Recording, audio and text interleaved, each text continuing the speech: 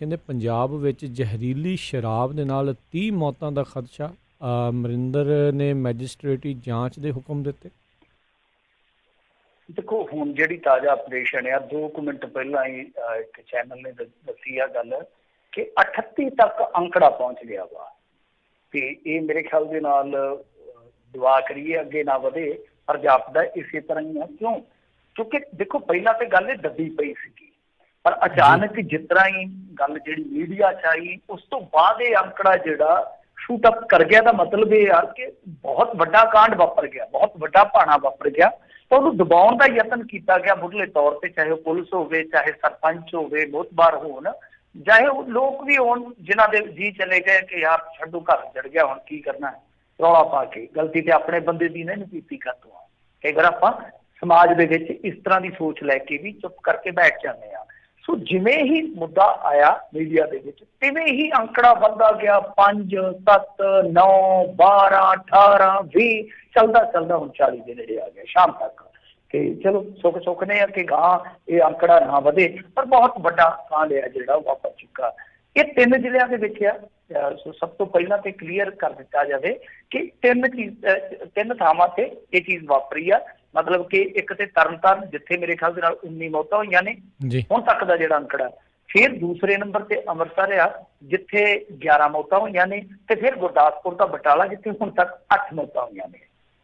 ਤਾਂ ਤਰਨਤਾਰਨ ਤੋਂ ਲਾ ਲਓ ਕਿ ਜਦੋਂ ਆਪਾਂ ਗਾਂਹ ਲੰਘ ਜਾਂਦੇ ਹਾਂ 30-40 ਕਿਲੋਮੀਟਰ ਅੰਮ੍ਰਿਤਸਰ ਆ ਗਿਆ ਸ਼ੁਰੂ ਹੋ ਗਿਆ ਤੇ ਜਦੋਂ ਉਸ ਤੋਂ ਗਾਂਹ ਆਪਾਂ ਲੰਘ ਜਾਂਦੇ ਆ ਅੰਮ੍ਰਿਤਸਰ ਤੋਂ 30-40 ਕਿਲੋਮੀਟਰ ਤੇ ਬਟਾਲਾ ਆ ਜਾਂਦਾ। ਸੋ ਇੰਨੀ ਵਿੱਥ ਦੇ ਵਿੱਚ ਇੰਨੇ ਬੰਦੇ ਮਰ ਗਏ ਆ। ਪਰ ਇਹ ਚੱਕਰ ਕੀ ਚੱਲਿਆ ਵਾ ਕਿ ਕੁਝ ਦਿਨ ਪਹਿਲਾਂ ਮੈਨੂੰ ਯਾਦ ਆ 8-9 ਦਿਨ ਪਹਿਲਾਂ ਇੱਕ ਅਖਬਾਰ ਨੇ ਖਬਰ ਲਾਈ ਸੀ, ਸਿਰਫ ਇੱਕ ਅਖਬਾਰ ਨੇ, ਹੋਰ ਕਿਸੇ ਨੇ ਉਹ ਖਬਰ ਨਹੀਂ ਸੀ ਲਾਈ। ਉਹ ਘਟਨਾ ਵਾਪਰੀ ਸੀਗੀ ਤਰਨਤਾਰਨ ਜ਼ਿਲ੍ਹੇ ਦੇ ਪਿੰਡ ਰਟੌਲ ਦੇ ਵਿੱਚ ਜਿੱਥੇ 4-5 ਮੌਤਾਂ ਹੋ ਗਈਆਂ ਤੇ ਇੱਕ ਮੁੰਡਾ ਕੋਈ BSF ਚੋਂ ਆਇਆ ਸੀ, ਪਤਾ ਨਹੀਂ ਨੌਕਰੀ ਛੱਡ ਕੇ ਆਇਆ ਜਾਂ ਰਿਟਾਇਰਮੈਂਟ ਲੈ ਕੇ ਆਇਆ, ਉਹ ਅੰਨਾ ਹੋ ਗਿਆ ਇਲਾਜ ਦੇ ਦੌਰਾਨ। ਸੋ ਇਸ ਤਰ੍ਹਾਂ ਕਾਂਡ ਵਾਪਰ ਗਿਆ ਔਰ ਉੱਥੇ ਜੋ ਪੱਤਰਕਾਰ ਨੇ ਰਿਪੋਰਟ ਕੀਤਾ ਗਰਾਊਂਡ ਜ਼ੀਰੋ ਤੋਂ ਉਹ ਆਂਦਾ ਕਿ ਘੜਾ ਰੱਖ ਕੇ ਮਤਲਬ ਕਿ ਸ਼ਾਮ ਨੂੰ ਹੱਥ ਦੇ ਵਿੱਚ ਸ਼ਰਾਬ ਵੇਚੀ ਗਈ ਤੇ ਉੱਥੇ ਜਿਵੇਂ ਕੋਈ ਆਈ ਗਿਆ ਤੇ ਜਿਵੇਂ ਪੀ ਕੇ ਕੋਈ ਜਾਈ ਗਿਆ ਤਿਵੇਂ ਹੀ ਉਹਦਾ ਨੁਕਸਾਨ ਸਿਹਤ ਦੇ ਤੌਰ ਤੇ ਹੁੰਦਾ ਗਿਆ। ਸੋ ਤੁਸੀਂ ਇਹ ਵੇਖੋ ਕਿ 8-9 ਦਿਨ ਪਹਿਲਾਂ ਦੀ ਉਹ ਸ਼ਾਇਦ ਮੇਰੇ ਕੋਲ ਕਟਿੰਗ ਵੀ ਕਿਤੇ ਤੁਰੀ ਫਿਰੀ ਹੋਊਗੀ। ਉਸ ਤੋਂ ਬਾਅਦ 8-9 ਦਿਨਾਂ ਬਾਅਦ ਇਹ ਸਭ ਕੁਝ ਵਾਪਰਦਾ ਹੈ। ਤਾਂ ਹੁਣ ਹਾਲੇ ਪਤਾ ਨਹੀਂ ਹੈ ਕਿ ਉਹ ਅੰਕੜਾ ਵਿੱਚ ਪਾ ਲਿਆ, ਇਨਕਲੂਡ ਕਰ ਲਿਆ ਜਾਂ ਨਹੀਂ ਕਰ ਲਿਆ। ਹੋ ਸਕਦਾ ਕਿ ਉਹ ਬਾਹਰ ਛੱਡਿਆ ਹੋਵੇ ਪਰ ਮੇਰੇ ਕਹਿਣ ਦਾ ਮਤਲਬ ਇਹ ਆ ਕਿ ਜਦ ਐਡਾ ਵੱਡਾ ਪਹਿਲਾ ਕਾਂਡ ਵਾਪਰ ਗਿਆ ਜ਼ਹਿਰੀਲੀ ਸ਼ਰਾਬ ਵਾਲਾ ਕਿ ਮੂੰਹ ਲੋਕ ਕਹਿੰਦੇ ਕਿ ਜ਼ਹਿਰੀ ਸ਼ਰਾਬ ਪੀਣ ਕਰਕੇ ਇਹ ਸਾਰੇ ਬੰਦੇ ਮਰੇ ਆ ਤਾਂ ਫਿਰ ਤੁਸੀਂ 8-10 ਦਿਨਾਂ ਦੇ ਅੰਦਰ ਵੀ ਉੱਥੇ ਕੁਛ ਨਹੀਂ ਕਰ ਪਾਏ। ਇਹ ਤੁਹਾਡੀ ਬਹੁਤ ਵੱਡੀ ਨਾਅਹਲੀਅਤ ਆ। ਇਹਦਾ ਮਤਲਬ ਇੱਕ ਹੋਰ ਵੀ ਨਿਕਲਦਾ ਕਿ ਹੋ ਸਕਦਾ ਉਸ ਇਲਾਕੇ ਦੇ ਵਿੱਚ ਸ਼ਰਾਬ ਇੱਕੋ ਮਾਫੀਆ ਜਾਂ ਇੱਕੋ ਤਰੀਕੇ ਨਾਲ ਕੱਢ ਕੇ ਉਹ ਸ਼ਰਾਬ ਜਿਹੜੀ ਅੱਗੇ ਵੇਚੀ ਜਾਂਦੀ ਹੈ। ਕਿਉਂਕਿ ਦੇਖੋ ਨਾ ਅੰਮ੍ਰਿਤਸਰ ਜਿਵੇਂ ਤਰਨਤਾਰਨ ਤੇ ਬਟਾਲੇ ਜਿਵੇਂ ਤੁਹਾਨੂੰ ਦੂਰੀ ਦੱਸੀ ਆ ਇਹ ਸਾਰਾ ਕੁਛ ਵਾਪਰਦਾ ਥੋੜੇ ਜਿਹੇ ਜਿਵੇਂ ਆਪਾਂ ਏਰੀਏ 'ਚ ਕਹਿ ਲਈਏ ਤਾਂ ਥੋੜੇ ਜਿਹੇ ਵਕਫੇ ਦੇ ਦੌਰਾਨ ਹੀ ਮੌਤਾਂ ਹੋ ਰਹੀਆਂ ਨੇ। ਸੋ ਕਿਤੇ ਨਾ ਕਿਤੇ ਲੱਗਦਾ ਇਹੋ ਆ ਕਿ ਅਸਲ ਦੇ ਵਿੱਚ ਜਿਵੇਂ ਅੱਗੇ ਸਿੰਥੈਟਿਕ ਡਰੱਗ ਵਾਲੇ ਮੁਨਾਫਾਖੋਰ ਮਾਫੀਏ ਨੇ ਮਾਰਿਆ ਸਾਨੂੰ, ਉਸੇ ਤਰ੍ਹਾਂ ਦਾ ਇੱਕ ਸ਼ਰਾਬ ਮਾਫੀਆ ਵੀ ਹੈ ਜਿਹੜਾ ਉਹ ਲਗਾਤਾਰ ਪੰਜਾਬ ਦੇ ਵਿੱਚ ਮਜ਼ਬੂਤ ਹੁੰਦਾ ਗਿਆ ਔਰ ਉਹਦੀਆਂ ਦੇਖੋ ਜੜ੍ਹਾਂ ਕਿੱਥੋਂ ਤੱਕ ਨੇ। ਭੀਮ ਟਾਂਕ ਕਤਲਕਾਂਡ ਵਾਪਰਿਆ, ਇਸ ਤੋਂ ਇਲਾਵਾ ਹੋਰ ਕਈ ਮਾਮਲੇ ਜਿਹੜੇ ਵਾਪਰੇ ਆ। ਚਲੋ ਆਪਾਂ ਛੱਡ ਦਈਏ, ਅਸੀਂ ਦੀਆਂ ਘਟਨਾਵਾਂ ਜੇ ਲਵਾਂਗੇ ਤਾਂ ਬਹੁਤ ਲੰਬੀਆਂ ਜਾਣੀਆਂ। ਤਾਂ ਕਹਿਣ ਦਾ ਮਤਲਬ ਕੀ ਆ ਇਹਦੀ ਜੇ ਤੁਸੀਂ ਦੇਖੋਗੇ ਜਦ ਪਹਿਲੀ ਗੱਲ ਤੇ ਆ ਦੇਖੋ ਜਿਹੜੀ ਚੀਜ਼ ਲੀਗਲਾਈਜ਼ ਆ ਉਹਦੇ ਤੇ ਰਾਏ ਹਮੇਸ਼ਾ ਵੰਡੀ ਰਹਿੰਦੀ ਹੈ। ਕੋਈ ਕਹਿੰਦਾ ਕਿ ਬੰਦ ਹੋਣੀ ਚਾਹੀਦੀ ਹੈ, ਕੋਈ ਕਹਿੰਦਾ ਕਿ ਨਹੀਂ ਲੀਗਲਾਈਜ਼ ਆਪਾਂ ਪੀ ਸਕਦੇ ਹਾਂ ਅਸੀਂ। ਤੇ ਉਹ ਵੀ ਬਹਿਸ ਛੱਡੋ ਜਦੋਂ ਤੁਹਾਡੇ ਪੰਜਾਬ ਦੇ ਵਿੱਚ ਬਹੁਤ ਜ਼ਿਆਦਾ ਸ਼ਰਾਬ ਦੀ ਖਪਤ ਆ ਤੁਸੀਂ ਉਹਨੂੰ ਕਦੇ ਘਟਾ ਹੀ ਨਹੀਂ ਸਕੇ, ਨਾ ਹੀ ਘਟਾਉਣ ਦਾ ਯਤਨ ਕਰੋਗੇ ਕਿਉਂਕਿ ਤੁਹਾਡੀ ਆਮਦਨ ਦਾ ਉਹ ਇੱਕ ਸੋਰਸ ਆ ਤਾਂ ਤੁਸੀਂ ਵਰਤ ਰਹੇ ਹੋ ਕਿਉਂਕਿ ਤੁਹਾਨੂੰ ਟੈਕਸ ਪੇ ਕਰ ਰਹੇ, ਕਮਾਈ ਦੇ ਰਹੇ ਆ ਤਾਂ ਤੁਸੀਂ ਉਹਨਾਂ ਦੀ ਜਾਨ ਦੇ ਨਾਲ ਖੇਡ ਰਹੇ ਹੋ। ਇਹ ਤੇ ਬਹੁਤ ਮੈਂ ਕਹੂੰਗਾ ਕਿ ਖਤਰਨਾਕ ਚੀਜ਼ ਆ। ਹੁਣ ਦੇਖੋ ਜਿੱਦਾਂ ਲਾ ਲਓ ਕਿ ਪਿੰਡਾਂ ਦੇ ਵਿੱਚ ਆਮ ਜਿਹੜੀ ਸ਼ਰਾਬ ਆ ਠੇਕਿਆਂ ਤੇ ਉਹਦੀ ਕੀਮਤ ਇਹਨਾਂ ਨੇ ਚੱਕ ਦਿੱਤੀ ਆ, ਕਰੋਨਾ 'ਚ ਹੀ ਵਧਾ ਦਿੱਤੀ ਸੀ 40 ਰੁਪਏ ਤਾਂ ਉਹ ਚੱਕ ਕੇ ਕਰ ਦਿੱਤੀ ਆਮ ਜਿਹੜੀ ਦੇਸੀ ਸ਼ਰਾਬ ਜਿਹਨੂੰ ਆਪਾਂ ਠੇਕੇ ਦੀ ਆਉਂਦੇ ਆ ਉਹ 200-300 ਦੀ ਬੋਤਲ। ਤੇ ਜਿਹੜੇ ਸਧਾਰਨ ਬੰਦੇ ਆ ਜਾਂ ਛੋਟੀ ਆਮਦਨ ਵਾਲੇ ਬੰਦੇ ਆ ਉਹ ਜਿਹੜੇ ਕਿ ਪੱਕੀ ਸ਼ਰਾਬ ਪੀਂਦੇ ਆ ਸ਼ਾਮ ਨੂੰ ਗਲਾਸੀ ਪੀਣ, 1.5 ਗਲਾਸੀ ਪੀਣ, ਉਹ ਬੰਦੇ ਫਿਰ ਕੀ ਕਰਦੇ ਆ ਕਿ ਘੱਟ ਰੇਟ ਵਾਲੀ ਵੇਚਦੇ, ਜੇ ਨਹੀਂ ਉਹ ਵੀ ਪਰਤੇ ਚੋਂ ਬਾਹਰ ਰਹਿ ਜਾਂਦੀ ਆ ਠੇਕੇ ਵਾਲੀ, ਤਾਂ ਫਿਰ ਉਹ ਕੀ ਆ ਕਿ ਜਿਹੜਾ ਕੋਈ ਨਜਾਇਜ਼ ਵੇਚਦਾ ਉਸ ਏਰੀਏ 'ਚ ਉਹਦੇ ਤੋਂ ਲੈਣ ਲੱਗ ਜਾਂਦੇ ਆ। ਗੱਲ ਤਾਂ ਇਹੀ ਹੈ ਨਾ, ਪਰ ਪੈਸਾ ਬਚਾਉਂਦੇ ਬਚਾਉਂਦੇ ਆਪਣੇ ਸਾਹ ਹੀ ਮੁਕਾ ਬੈਠੇ ਆ। ਇਹ ਸ਼ਰਾਬ ਮਾਫੀਆ ਮੁਨਾਫਾਖੋਰ ਹੋ ਗਿਆ। ਕਿਉਂ? ਕਿਉਂਕਿ ਜਿਵੇਂ ਜਿਵੇਂ ਸ਼ਰਾਬ ਦੇ ਰੇਟ ਚੜੇ ਤਿਵੇਂ ਤਿਵੇਂ ਇੱਕ ਬਹੁਤ ਵੱਡਾ ਵਰਗ, ਗਰੀਬ ਵਰਗ ਹੈ ਜਿਹੜਾ, ਉਹ ਠੇਕਿਆਂ ਤੋਂ ਲਾਂਭੇ ਹੋ ਗਿਆ। ਜਦ ਠੇਕਿਆਂ ਤੋਂ ਲਾਂਭੇ ਹੋ ਗਿਆ, ਉਹਨਾਂ ਦੀ ਕੰਜ਼ੰਪਸ਼ਨ ਜਿਹੜੀ ਸੀਗੀ ਮਾਫੀਏ ਦੀ ਉਹ ਵੱਧ ਗਈ। ਉਹਨਾਂ ਨੇ ਮੁਨਾਫਾਖੋਰੀ ਹੋਰ ਵਧਾਉਣ ਵਾਸਤੇ ਕੀ ਕਰਨਾ ਸ਼ੁਰੂ ਕਰ ਦਿੱਤਾ ਕਿ ਕੈਮੀਕਲ ਪਾਉਣੇ ਸ਼ੁਰੂ ਕਰ ਦਿੱਤੇ ਕਿ ਦਾਰੂ ਛੇਤੀ ਬਣ ਜਾਵੇ, ਦਾਰੂ ਜਿਹੜੀ ਆ ਉਹ ਨਸ਼ੀਲੀ ਹੋ ਜਾਵੇ, ਤੇ ਉਹਦੇ ਨਾਲ ਕੀ ਆ ਕਿ ਘੱਟ ਪੈਸਾ ਖਰਚ ਕਰਕੇ ਵੱਧ ਤੋਂ ਵੱਧ ਆਮਦਨ ਖੱਟੀ ਜਾਵੇ। ਸੋ ਆਹੀ ਕਾਰਨ ਆ। ਜੇ ਸਾਡੇ ਵਰਗੇ ਬੰਦੇ ਨੂੰ ਇਹਨਾਂ ਚੀਜ਼ਾਂ ਦਾ ਪਤਾ ਤੇ ਸਰਕਾਰ ਦੇ ਕੋਲ ਇੰਟੈਲੀਜੈਂਸ ਆ, ਸਰਕਾਰ ਦੇ ਕੋਲ ਹੋਰ ਬਹੁਤ ਸਾਰੀਆਂ ਇਸ ਤਰ੍ਹਾਂ ਦੀਆਂ ਏਜੰਸੀਆਂ, ਕਿ ਇਹਨਾਂ ਨੂੰ ਨਹੀਂ ਪਤਾ। ਔਰ ਜਦੋਂ ਇੱਕ ਕਾਂਡ ਵਾਪਰ ਜਾ ਉਸ ਤੋਂ ਬਾਅਦ ਵੀ ਤੁਸੀਂ ਕੁਛ ਨਹੀਂ ਕਰ ਸਕੇ ਤੇ ਬੜੀ ਵੱਡੀ ਮੈਂ ਕਹੂੰਗਾ ਕਿ ਨਾਕਾਮੀ ਹੈ। ਤਾਂ ਬਹਰਹਾਲ ਇਸ ਚੀਜ਼ ਨੂੰ ਅੱਗੇ ਤੋਰ ਜਾਣਾ ਦੱਸ ਦੇਵਾਂ ਕਿ ਸਿਆਸਤ ਪੱਖੀ ਹਰਪਾਲ ਸਿੰਘ ਚੀਮਾ ਪਹੁੰਚੇ ਪੀੜਤਾਂ ਦੇ ਘਰ, ਔਰ ਇਸ ਤੋਂ ਇਲਾਵਾ ਪ੍ਰਤਾਪ ਸਿੰਘ ਬਾਜਵਾ ਨੇ ਤੇ ਮੰਗੀ ਹੈ ਜੁਡੀਸ਼ੀਅਲ ਜਾਂਚ ਦੀ, ਵੈਸੇ ਮੈਜਿਸਟ੍ਰੇਟੀ ਜਾਂਚ ਜਿਹੜੀ ਆ ਉਹਦੇ ਹੁਕਮ ਦੇ ਦਿੱਤੇ ਆਲਰੇਡੀ, ਜਿਵੇਂ ਤੁਸੀਂ ਕੋਟ ਕਰ ਦਿੱਤਾ ਕੈਪਟਨ ਅਮਰਿੰਦਰ ਸਿੰਘ ਹੋਰਾਂ ਨੂੰ।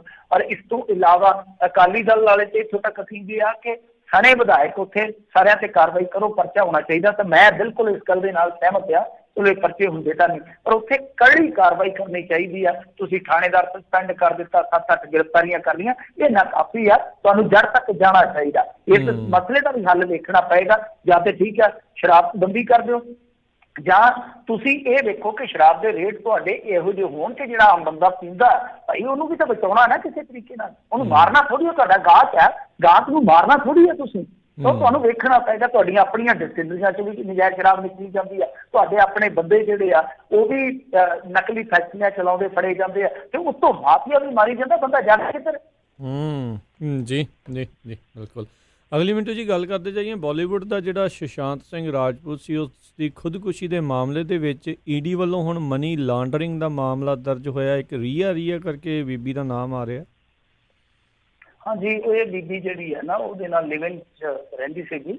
ਤਾਂ ਉਸ ਤੋਂ ਬਾਅਦ ਫਿਰ ਇਹਨੇ ਜਦੋਂ ਉਹਦੀ ਮੌਤ ਹੋ ਗਈ, ਜਾਂਚ ਵੀ ਮੰਗੀ, ਪੜਤਾਲ ਵੀ ਮੰਗੀ ਕਿ CBI ਪੜਤਾਲ ਜਿਹੜੀ ਅਮਿਤ ਸ਼ਾਹ ਜੀ ਕਰਵਾਓ। ਪਰ ਉਹਦੇ ਬਾਪ ਨੇ, ਸੁਸ਼ਾਂਤ ਸਿੰਘ ਦੇ ਬਾਪ ਨੇ ਇਸ ਕੁੜੀ ਨੂੰ ਹੀ ਜ਼ਿੰਮੇਵਾਰ ਠਹਿਰਾਇਆ ਵਾ। ਔਰ ਇਹਦੇ ਤੇ ਕਾਫੀ ਸੰਗੀਨ ਦੋਸ਼ ਲਾਏ ਆ, ਮਤਲਬ ਕਿ ਗੰਭੀਰ ਦੋਸ਼ ਲਾਏ ਆ, ਭਾਰੇ ਦੋਸ਼ ਲਾਏ ਆ ਕਿ ਇਸ ਕੁੜੀ ਨੇ ਇਹਨੂੰ ਨਸ਼ੇ ਦੀਆਂ ਜਾਂ ਜਿੱਦਾਂ ਕੋਈ ਦਵਾਈਆਂ ਹੁੰਦੀਆਂ ਵਗੈਰਾ ਉਹ ਦੇਣੀਆਂ ਸ਼ੁਰੂ ਕੀਤੀਆਂ, ਡਿਪਰੈਸ਼ਨ 'ਚ ਲਿਆਂਦਾ, ਔਰ ਇੱਥੋਂ ਤੱਕ ਕਿ ਉਹਦਾ 15 ਕਰੋੜ ਰੁਪਈਆ ਜਿਹੜਾ ਉਹ ਖਾਤਿਆਂ 'ਚੋਂ ਕਢਾ ਕੇ ਬਾਹਰ ਅੰਦਰ ਕਰ ਦਿੱਤਾ। ਸੋ ਇਹ ਬੜੇ ਵੱਡੇ ਦੋਸ਼ ਹੈ। ਮੈਂ ਤੁਹਾਨੂੰ 2 ਵੀ ਦੋਸ਼ ਦੱਸੇ ਆ ਤੇ 5-6 ਦੋਸ਼ ਵੱਡੇ ਤੇ ਉਹਨਾਂ ਨੇ FIR ਕਰਾਤੀ। ਫਿਰ ਇਸ ਕੁੜੀ ਨੇ ਕੀ ਕੀਤਾ ਕਿ ਆਪ ਤੇ ਚਲੋ ਥੋੜੀ ਹੁਣ ਬਾਕਿਆ ਤੇ ਹੋ ਗਈ ਗ੍ਰਿਫਤਾਰੀ ਦੇ ਡਰੋਂ, ਇਹਨੇ ਪਾਤੀ ਸੁਪਰੀਮ ਕੋਰਟ ਦੇ ਵਿੱਚ ਜਾ ਕੇ ਪਟੀਸ਼ਨ ਕਿ ਮੈਂ ਉਹਦੇ ਨਾਲ ਲਿਵਿੰਗ 'ਚ ਜ਼ਰੂਰ ਰਹਿੰਦੀ ਸੀ, ਪਰ ਜੂਨ ਦੇ ਵਿੱਚ ਮੈਂ ਉਹਨੂੰ ਛੱਡ ਕੇ ਮਤਲਬ ਕਿ ਆਪਣੇ ਘਰ ਚਲੇ ਗਈ ਸੀਗੀ। ਮੈਂ ਆਪਣੇ ਘਰ ਰਹਿਣਾ ਸ਼ੁਰੂ ਕਰ ਦਿੱਤਾ ਸੀਗਾ। ਮਤਲਬ ਕਿ ਇਹਨੇ ਸਿੱਧੇ ਤੌਰ ਤੇ ਮੰਨਿਆ ਵਾ ਕਿ ਲਿਵਿੰਗ 'ਚ ਅਸੀਂ ਜ਼ਰੂਰ ਰਹਿੰਦੇ ਸੀਗੇ, ਪਰ ਉਸ ਤੋਂ ਬਾਅਦ ਮੈਂ ਆਪਣੇ ਘਰ ਚਲੀ ਗਈ ਸੀਗੀ। ਤੇ ਨਾਲ ਜੋ ਹੁਣ ਦੇਖੋ, ਕਿਉਂਕਿ ਕੋਈ ਵੀ ਚੀਜ਼ ਜਿਹੜੀ ਉਹ ਆਪਾਂ ਆਪਣੇ ਪੱਧਰ ਤੇ ਇੱਥੇ ਬੈਠੇ ਪੁਸ਼ਟ ਨਹੀਂ ਕਰ ਸਕਦੇ, ਤਾਂ ਜੋ ਮੀਡੀਆ ਆਊਟਲੈਟ ਕਵਰੇਜ ਦੇ ਰਹੇ ਆ ਉਹਨਾਂ ਦੇ ਮੁਤਾਬਕ ਇਹ ਆ ਕਿ ਇਸ ਕੁੜੀ ਨੇ ਆਪਣੀ ਪਟੀਸ਼ਨ ਦੇ ਵਿੱਚ ਇਹ ਵੀ ਆਖਿਆ ਕਿ ਦੇਖੋ ਗੱਲ ਇਹ ਆ ਕਿ ਉਹ ਦਵਾਈਆਂ ਖਾਂਦਾ ਸੀ ਤੇ ਡਿਪਰੈਸ਼ਨ ਦੇ ਵਿੱਚ ਸੀਗਾ। ਸੋ ਇਹ ਉਹਨੇ ਆਖਿਆ ਕਿ 8 ਜੂਨ ਤੱਕ ਮੈਂ ਲਿਵਿੰਗ ਦੇ ਵਿੱਚ ਸੀਗੀ, ਉਸ ਤੋਂ ਬਾਅਦ ਮੈਂ ਅਸਥਾਈ ਰੂਪ ਦੇ ਵਿੱਚ ਮੁੰਬਈ ਸਥਿਤ ਆਪਣੇ ਘਰ ਚਲੀ ਗਈ। ਸੋ ਇਸ ਤਰ੍ਹਾਂ ਉਹਨੇ ਕਿਹਾ। ਤੇ ਚਲੋ ਖੈਰ ਆਪਾਂ ਇਸ ਗੱਲ ਨੂੰ ਅੱਗੇ ਵਧਾਈਏ ਤਾਂ ਇੱਥੇ ਇੱਕ ਸਵਾਲ ਉੱਠੇਗਾ। ਦੇਖੋ ਇਸ ਬੀਬੀ ਬਾਰੇ ਹੁਣ ਬਹੁਤ ਆਪਾਂ ਨਹੀਂ ਕਹਿ ਸਕਦੇ ਕਿਉਂਕਿ ਮਾਮਲਾ ਹਾਲੇ ਤਫਤੀਸ਼ ਚੋਂ ਗੁਜ਼ਰੂਗਾ, ਫਿਰ ਇਹਦਾ ਜਾ ਕੇ ਨਿਰਣਾ ਹੋਣਾ ਵਾ ਕੋਰਟ ਦੇ ਵਿੱਚ, ਕਈ ਕੁਛ ਹੋਏਗਾ। ਇੱਕ ਪਟੀਸ਼ਨ ਜਿਹੜੀ ਆ ਇਸ ਬੀਬੀ ਨੇ ਇਸ ਗੱਲੋਂ ਵੀ ਪਾਈ ਆ ਕਿ ਬਿਹਾਰ ਦੇ ਵਿੱਚ ਜਿਹੜੀ ਨਿਰਪੱਖ ਸੁਣਵਾਈ ਨਹੀਂ ਹੋ ਸਕਦੀ, ਇਹ ਕੇਸ ਵੀ ਜਿਹੜਾ ਟ੍ਰਾਂਸਫਰ ਕਿਤੇ ਹੋਰ ਕੀਤਾ ਜਾਵੇ। ਖੈਰ ਹੁਣ ਦੇਖੋ ਉਹ ਬੀਬੀ ਇੱਕ ਚੀਜ਼ ਮੰਨ ਰਹੀ ਆ ਕੁੜੀ ਕਿ ਇਹ ਡਿਪਰੈਸ਼ਨ ਦੇ ਵਿੱਚ ਸੀਗਾ। ਕਮਾਲ ਦੀ ਗੱਲ ਹੈ ਕਿ ਜਿਹੜਾ ਤੁਹਾਡੇ ਨਾਲ ਇੰਨਾ ਜ਼ਿਆਦਾ ਕਰਦਾ ਹੋਵੇ, ਤੁਸੀਂ ਕਰਦੇ ਹੋਵੋ, ਤੁਹਾਡੀ ਇੱਕ ਪਰਸਨਲ ਰਿਲੇਸ਼ਨਸ਼ਿਪ ਆ, ਮਜ਼ਬੂਤ ਰਿਲੇਸ਼ਨਸ਼ਿਪ ਆ, ਕਿ ਜਦੋਂ ਤੁਸੀਂ ਆਪ ਮੰਨ ਰਹੇ ਹੋ ਕਿ ਡਿਪਰੈਸ਼ਨ 'ਚ ਸੀਗਾ, ਪਰੇਸ਼ਾਨੀ 'ਚ ਸੀਗਾ, ਸਟ੍ਰੈਸ ਦੇ ਵਿੱਚ ਸੀਗਾ, ਤਾਂ ਤੁਸੀਂ ਉਸ ਵੇਲੇ ਛੱਡ ਕੇ ਜਾਂਦੇ ਹੋ। ਪਹਿਲਾ ਸਵਾਲ ਇੱਥੇ ਹੋਏਗਾ ਨਾ, ਕਿ ਜਿਸ ਵੇਲੇ ਪਹਿਲਾਂ ਤੁਸੀਂ ਲਿਵਿੰਗ 'ਚ ਰਹੇ, ਮੌਜਾਂ ਮਾਣਦੇ ਰਹੇ, ਖੁੱਲਾ ਪੈਸਾ ਸੀ ਉਹਦੇ ਕੋਲ, ਦੂਜੀ ਚੀਜ਼ ਤੇ ਜਦ ਜ਼ਰੂਰਤ ਸੀ ਸਾਥ ਦੀ ਛੱਡ ਕੇ ਚਲੇ ਗਏ। ਮੈਂ ਨਹੀਂ ਕਹਿੰਦਾ ਕਿ ਮੌਤ ਵਾਸਤੇ ਜ਼ਿੰਮੇਵਾਰ, ਪਰ ਕਿਤੇ ਨਾ ਕਿਤੇ ਦੇਖੋ ਇੱਕ ਬੰਦੇ ਦੀ ਅਖਲਾਕੀ ਜ਼ਿੰਮੇਵਾਰੀ ਵੀ ਹੁੰਦੀ ਆ।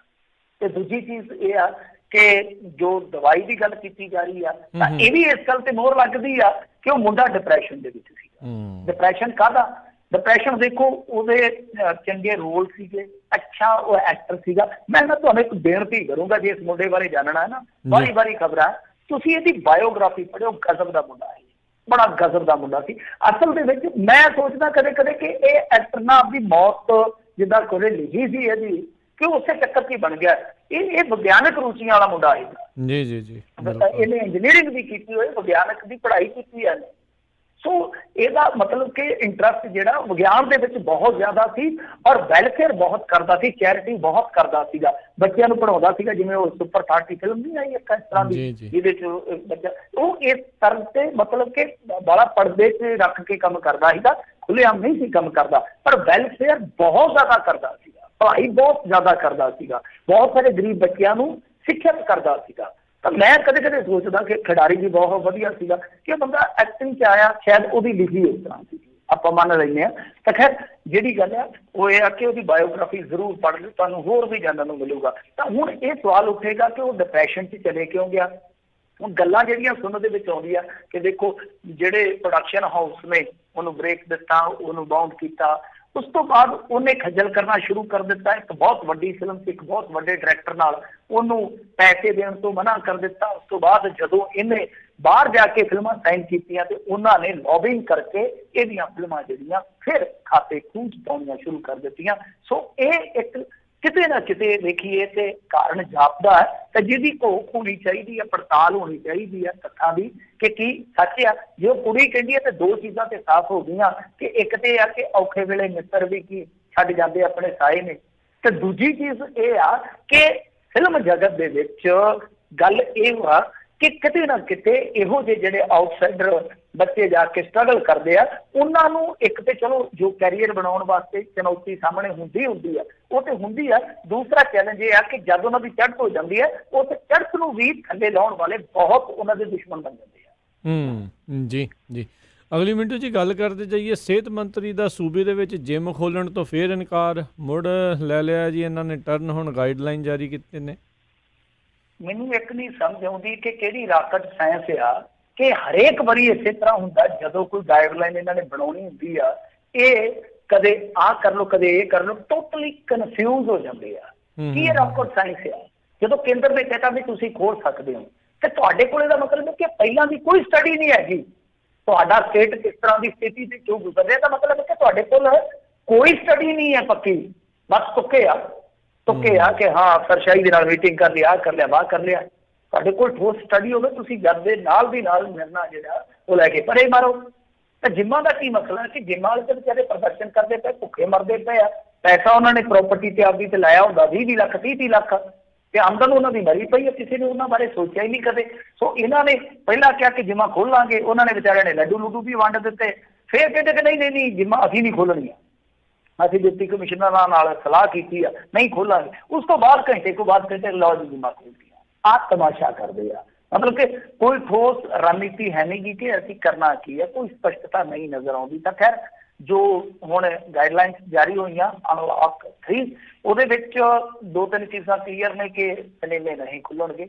ਇਸ ਤੋਂ ਇਲਾਵਾ ਜਿਹੜਾ ਨਾਈਟ ਕਰਫਿਊ ਆ ਉਹ ਜਾਰੀ ਰਹੇਗਾ ਪੰਜਾਬ ਦੇ ਵਿੱਚ, ਤੇ ਜਿੱਦਾਂ ਵਿਆਹ ਸ਼ਾਦੀਆਂ 'ਚ ਜੋ ਰਿਸਟ੍ਰਿਕਸ਼ਨ ਹੈਗੀ ਆ ਸੋ ਰਹੇਗੀ ਕਿ 30 ਤੋਂ ਵੱਧ ਇਕੱਠ ਨਹੀਂ ਹੋਏਗਾ, 20 ਸੰਸਕਾਰ ਤੇ ਰਹਿਣਗੇ ਵਗੈਰਾ ਜੋ ਵੀ ਨਿਯਮ ਕਹਿੰਦੇ ਹੈਗੇ ਆ, ਸੋ ਰਹਿਣਗੇ। ਤਾਂ ਦੂਜੀ ਚੀਜ਼ ਜਿਹੜੀ ਆ ਉਹ ਇਹ ਆ ਕਿ ਸਕੂਲ ਕਾਲਜ ਜਿਹੜੇ ਜਾਂ ਹੋਰ ਇੰਸਟੀਚਿਊਟ ਆ ਇਸ ਤਰ੍ਹਾਂ ਦੇ, ਉਹ ਬੰਦ ਹੀ ਰਹੂਗੇ 31 ਅਗਸਤ ਤੱਕ, ਯਾਨੀ ਅਗਲੇ ਹੁਕਮਾਂ ਤੱਕ। ਤੇ ਫਿਰ ਜੇ ਆਪਾਂ ਗੱਲ ਕਰੀਏ ਦੁਕਾਨਾਂ ਦੀ, ਸ਼ਾਪਿੰਗ ਮਾਲਾਂ ਦੀ, ਉਹ ਸਵੇਰੇ 7 ਵਜੇ ਤੋਂ ਸ਼ਾਮ 7 ਵਜੇ, ਮਤਲਬ ਕਿ 12 ਘੰਟੇ ਖੁੱਲ ਸਕਣਗੇ। ਰਿਜ਼ੋਰਟ ਆ ਜਿਹੜੇ, ਰੈਸਟੋਰੈਂਟ ਆ ਜਿਹੜੇ, ਹੁਣ ਰਾਤ 10 ਵਜੇ ਤੱਕ ਖੁੱਲ ਸਕਣਗੇ। ਮਤਲਬ ਕਿ ਸਿੱਧਾ ਹੈ ਕਿ ਪੈਗ ਸ਼ੈਗ ਉੱਥੇ ਖੁੱਲਾ ਚਲਾਓ। ਅੱਗੇ 2 ਘੰਟੇ ਘੱਟ ਸੀਗੇ, ਹੁਣ ਇਹੀ ਦੇਖੋ ਕਿ ਕੀ ਕਰਦੇ ਆ ਕਿ ਜਿੰਮਾਂ ਵਾਲੇ ਇਹ ਕਨਫਿਊਜ਼ ਸੀਗੇ ਤੇ ਰੈਸਟੋਰੈਂਟ ਵਾਲੇ ਖੁੱਲੇ ਸੀਗੇ ਕਿ ਹਾਂ ਭਾਈ ਇਹ ਕੰਮ ਖੋਲੋ, ਤਾਂ ਕਿ ਜਿਹੜਾ ਕੰਮ ਆ ਵਿਕਰੀ ਵੁਕਰੀ ਵਾਲਾ ਜ਼ਿਆਦਾ ਹੋਵੇ। ਤਾਂ ਦੂਸਰੇ ਪਾਸੇ ਜਿੱਦਾਂ ਇਹਨਾਂ ਨੇ ਕਿਹਾ ਵਾ ਕਿ ਦਫ਼ਤਰਾਂ ਦੇ ਵਿੱਚ ਸਮਾਜਿਕ ਦੂਰੀ ਦੀ ਪਾਲਣਾ ਕਰਦਿਆਂ ਮਾਸਕ ਵਗੈਰਾ ਜਿਹੜੇ ਆ ਉਹ ਪਹਿਨਣੇ ਲਾਜ਼ਮੀ ਹੋਣਗੇ। ਸੋ ਇਹ ਗਾਈਡਲਾਈਨ ਦੇ ਕੁਛ ਹੈਗੇ ਆ ਮੇਨ ਤੱਥ ਜਿਹੜੇ ਆਪਾਂ ਤੁਹਾਡੇ ਨਾਲ ਸਾਂਝੇ ਕਰ ਦਿੱਤੇ ਆ। ਕਿ ਹੋਰ ਗੱਲਾਂ ਵੇਖੀਏ ਕਰੋਨਾ ਦੀਆਂ ਤਾਂ ਮਾਮਲਾ ਜਿਹੜਾ ਐਵਰੇਜ ਡੇਲੀ ਕੇਸਾਂ ਵਾਲਾ ਉਹ ਵੱਧਦਾ ਹੀ ਪਿਆ। ਹੁਣ ਪੰਜਾਬ ਦੇ ਵਿੱਚ ਜੇ ਆਪਾਂ ਵੇਖੀਏ ਤਾਂ 500 ਆਮ ਅੰਕੜਾ ਉਹਨੂੰ ਮੰਨ ਕੇ ਚਲੋ। ਇਸ ਤੋਂ ਇਲਾਵਾ ਇੰਡੀਆ ਦੇ ਵਿੱਚ ਇਹ ਅੰਕੜਾ 55,000 ਤੱਕ ਪਹੁੰਚ ਗਿਆ, 55,000 ਤੋਂ ਕ੍ਰੋਸ ਕਰ ਗਿਆ। ਇਸ ਤੋਂ ਇਲਾਵਾ ਆਂਧਰਾ ਪ੍ਰਦੇਸ਼ ਦੇ ਵਿੱਚ ਸੈਨੀਟਾਈਜ਼ਰ ਪੀ ਕੇ ਉੱਥੇ ਕਿਤੇ ਲੱਗੀ ਹੋਈ ਆ ਪਾਬੰਦੀ ਸ਼ਰਾਬ ਤੇ। ਆ ਵੇਖੋ ਸ਼ਰਾਬ ਕੀ ਕੁਛ ਕਰਦੀ ਆ, ਤਾਂ ਉੱਥੇ ਸੈਨੀਟਾਈਜ਼ਰ ਹੀ ਪੀ ਗਏ ਘੋਲ ਕੇ। ਦੱਸ ਐਸਾ ਪੀ ਗਏ ਸੈਨੀਟਾਈਜ਼ਰ ਵੀ ਪੀ ਗਏ, ਆਪਦੇ ਸਾਹ ਹੀ ਪੀ ਗਏ। 9 ਬੰਦੇ ਮਰ ਗਏ ਉੱਥੇ ਆਂਧਰਾ ਪ੍ਰਦੇਸ਼ ਦੇ ਵਿੱਚ। ਪਰ ਇੱਕ ਚੰਗੀ ਗੱਲ ਵੀ ਕਿਸੇ ਬੰਦੇ ਵਾਸਤੇ ਵਾਪਰੀ ਆ, ਕਰੋਨਾ ਉਹਨੂੰ ਚੰਗਾ ਰਾਸ ਆਇਆ। 51 ਸਾਲ ਦਾ ਬਜ਼ੁਰਗ ਹੈ ਮੁਹੰਮਦ ਨੂਰਦੀਨ, ਵਿਚਾਰਾ 33 ਸਾਲ ਲਗਾਤਾਰ ਪੇਪਰ ਦੇਈ ਜਾਂਦਾ ਸੀ ਦੇਸ਼ ਤੇਰੇ ਦੀ ਲਹਿਰ ਤੇਰੇ ਦੀ। ਅਖੀਰ ਕਰੋਨਾ ਦੇ ਵਿੱਚ ਸਰਕਾਰ ਨੇ ਤਰਸ ਖਾਧਾ, ਉਹਨੂੰ 10ਵੀਂ ਦੇ ਵਿੱਚੋਂ ਪਾਸ ਕਰ ਦਿੱਤਾ। ਸੋ ਉਹਦੇ ਵੀ ਮੁਬਾਰਕਬਾਦ ਹੈ, ਕਰੋਨਾ ਰਾਸ ਆਇਆ। ਜੇ ਆਪਾਂ ਪੰਜਾਬ ਦੀ ਗੱਲ ਕਰੀਏ 22 ਮਾਮਲੇ ਆਏ ਆ ਜਲੰਧਰ ਦੇ ਵਿੱਚ ਬਾਅਦ ਦੁਪਹਿਰ ਤੱਕ, ਤੇ 2 ਦੀ ਮੌਤ ਹੋ ਚੁੱਕੀ ਸੀ। ਅੰਮ੍ਰਿਤਸਰ ਦੇ ਵਿੱਚ 2 ਦੀ ਮੌਤ ਹੋ ਚੁੱਕੀ ਸੀ। ਤਦ ਤੱਕ 2 ਦਰਜਨ ਤੋਂ ਵੱਧ ਮਾਮਲੇ ਆ ਚੁੱਕੇ ਸੀਗੇ। ਸੰਗਰੂਰ ਦੇ ਵਿੱਚ ਵੀ ਤਦ ਤੱਕ ਤਕਰੀਬਨ 3 ਦਰਜਨ ਮਾਮਲੇ ਆ ਚੁੱਕੇ ਸੀਗੇ। ਪਠਾਨਕੋਟ 'ਚ ਵੀ 2 ਦਰਜਨ ਮਾਮਲੇ ਆ ਚੁੱਕੇ ਸੀਗੇ। ਤਰਨਤਾਰਨ ਦੇ ਵਿੱਚ ਵੀ ਪੁਲਿਸ ਮੁਲਾਜ਼ਮ ਤੇ ਇੱਕ ਡਾਕਟਰ ਸਮੇਤ ਅੱਧੀ ਦਰਜਨ ਪੋਜ਼ਿਟਿਵ ਪਾਏ ਜਾ ਚੁੱਕੇ ਸੀਗੇ। BSF ਦੇ 2 ਜਵਾਨਾਂ ਸਮੇਤ 11 ਹੋਰਾਂ ਨੂੰ ਪੁਸ਼ਟੀ ਹੋਈ ਸੀ ਹੁਸ਼ਿਆਰਪੁਰ ਦੇ ਵਿੱਚ। ਇਸ ਤੋਂ ਇਲਾਵਾ ਜੇ ਆਪਾਂ ਵੇਖੀਏ ਢਿਲਵਾਂ ਥਾਣਾ ਜਿਹੜਾ ਉਹ ਸਾਰਾ ਸੀਲ ਕਰ ਦਿੱਤਾ ਗਿਆ। ਫਾਜ਼ਿਲਕਾ ਦੇ ਵਿੱਚ ਜਿਹੜੇ DEO ਦਫ਼ਤਰ ਦੇ ਕੁਝ ਮੁਲਾਜ਼ਮ ਸੀਗੇ ਉਹਨਾਂ ਨੂੰ ਲਾਗ ਲੱਗੀ ਆ, ਤੇ ਉਸ ਤੋਂ ਬਾਅਦ 18 ਮਾਮਲੇ ਜਿਹੜੇ ਆ ਉਹਨਾਂ ਸਮੇਤ ਉਹਦੀ ਪੁਸ਼ਟੀ ਹੋ ਗਈ ਸੀਗੀ। ਇੱਕ 10 ਸਾਲ ਦੇ ਬੱਚੇ ਨੂੰ ਵੀ ਕਰੋਨਾ ਹੋਇਆ ਪੰਜਾਬ ਦੇ ਵਿੱਚ, ਇਹ ਮਾਮਲਾ ਫਿਰੋਜ਼ਪੁਰ ਦਾ।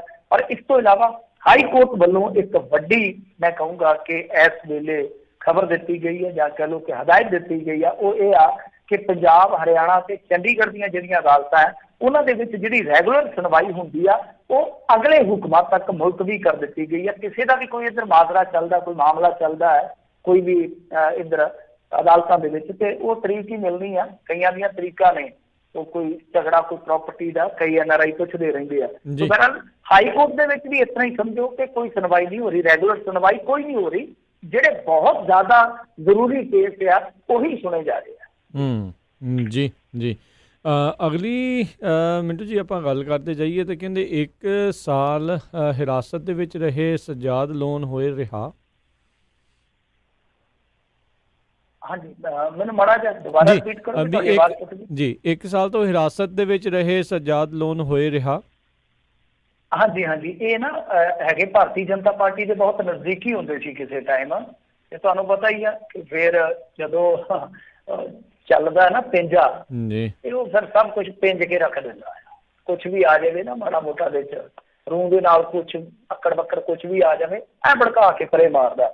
ਸੋ ਤੁਹਾਨੂੰ ਪਤਾ ਹੀ ਆ ਕਿ ਜੋ 5 ਅਗਸਤ 2019 ਨੂੰ ਵਾਪਰਿਆ ਸੀ, ਉਸ ਤੋਂ ਬਾਅਦ ਫਿਰ ਇਹਨਾਂ ਦੇ ਬਹੁਤ ਵੱਡੇ ਲੀਡਰ ਜਿਹੜੇ ਸੀਗੇ ਉਹ ਹਿਰਾਸਤ ਦੇ ਵਿੱਚ ਲਏ।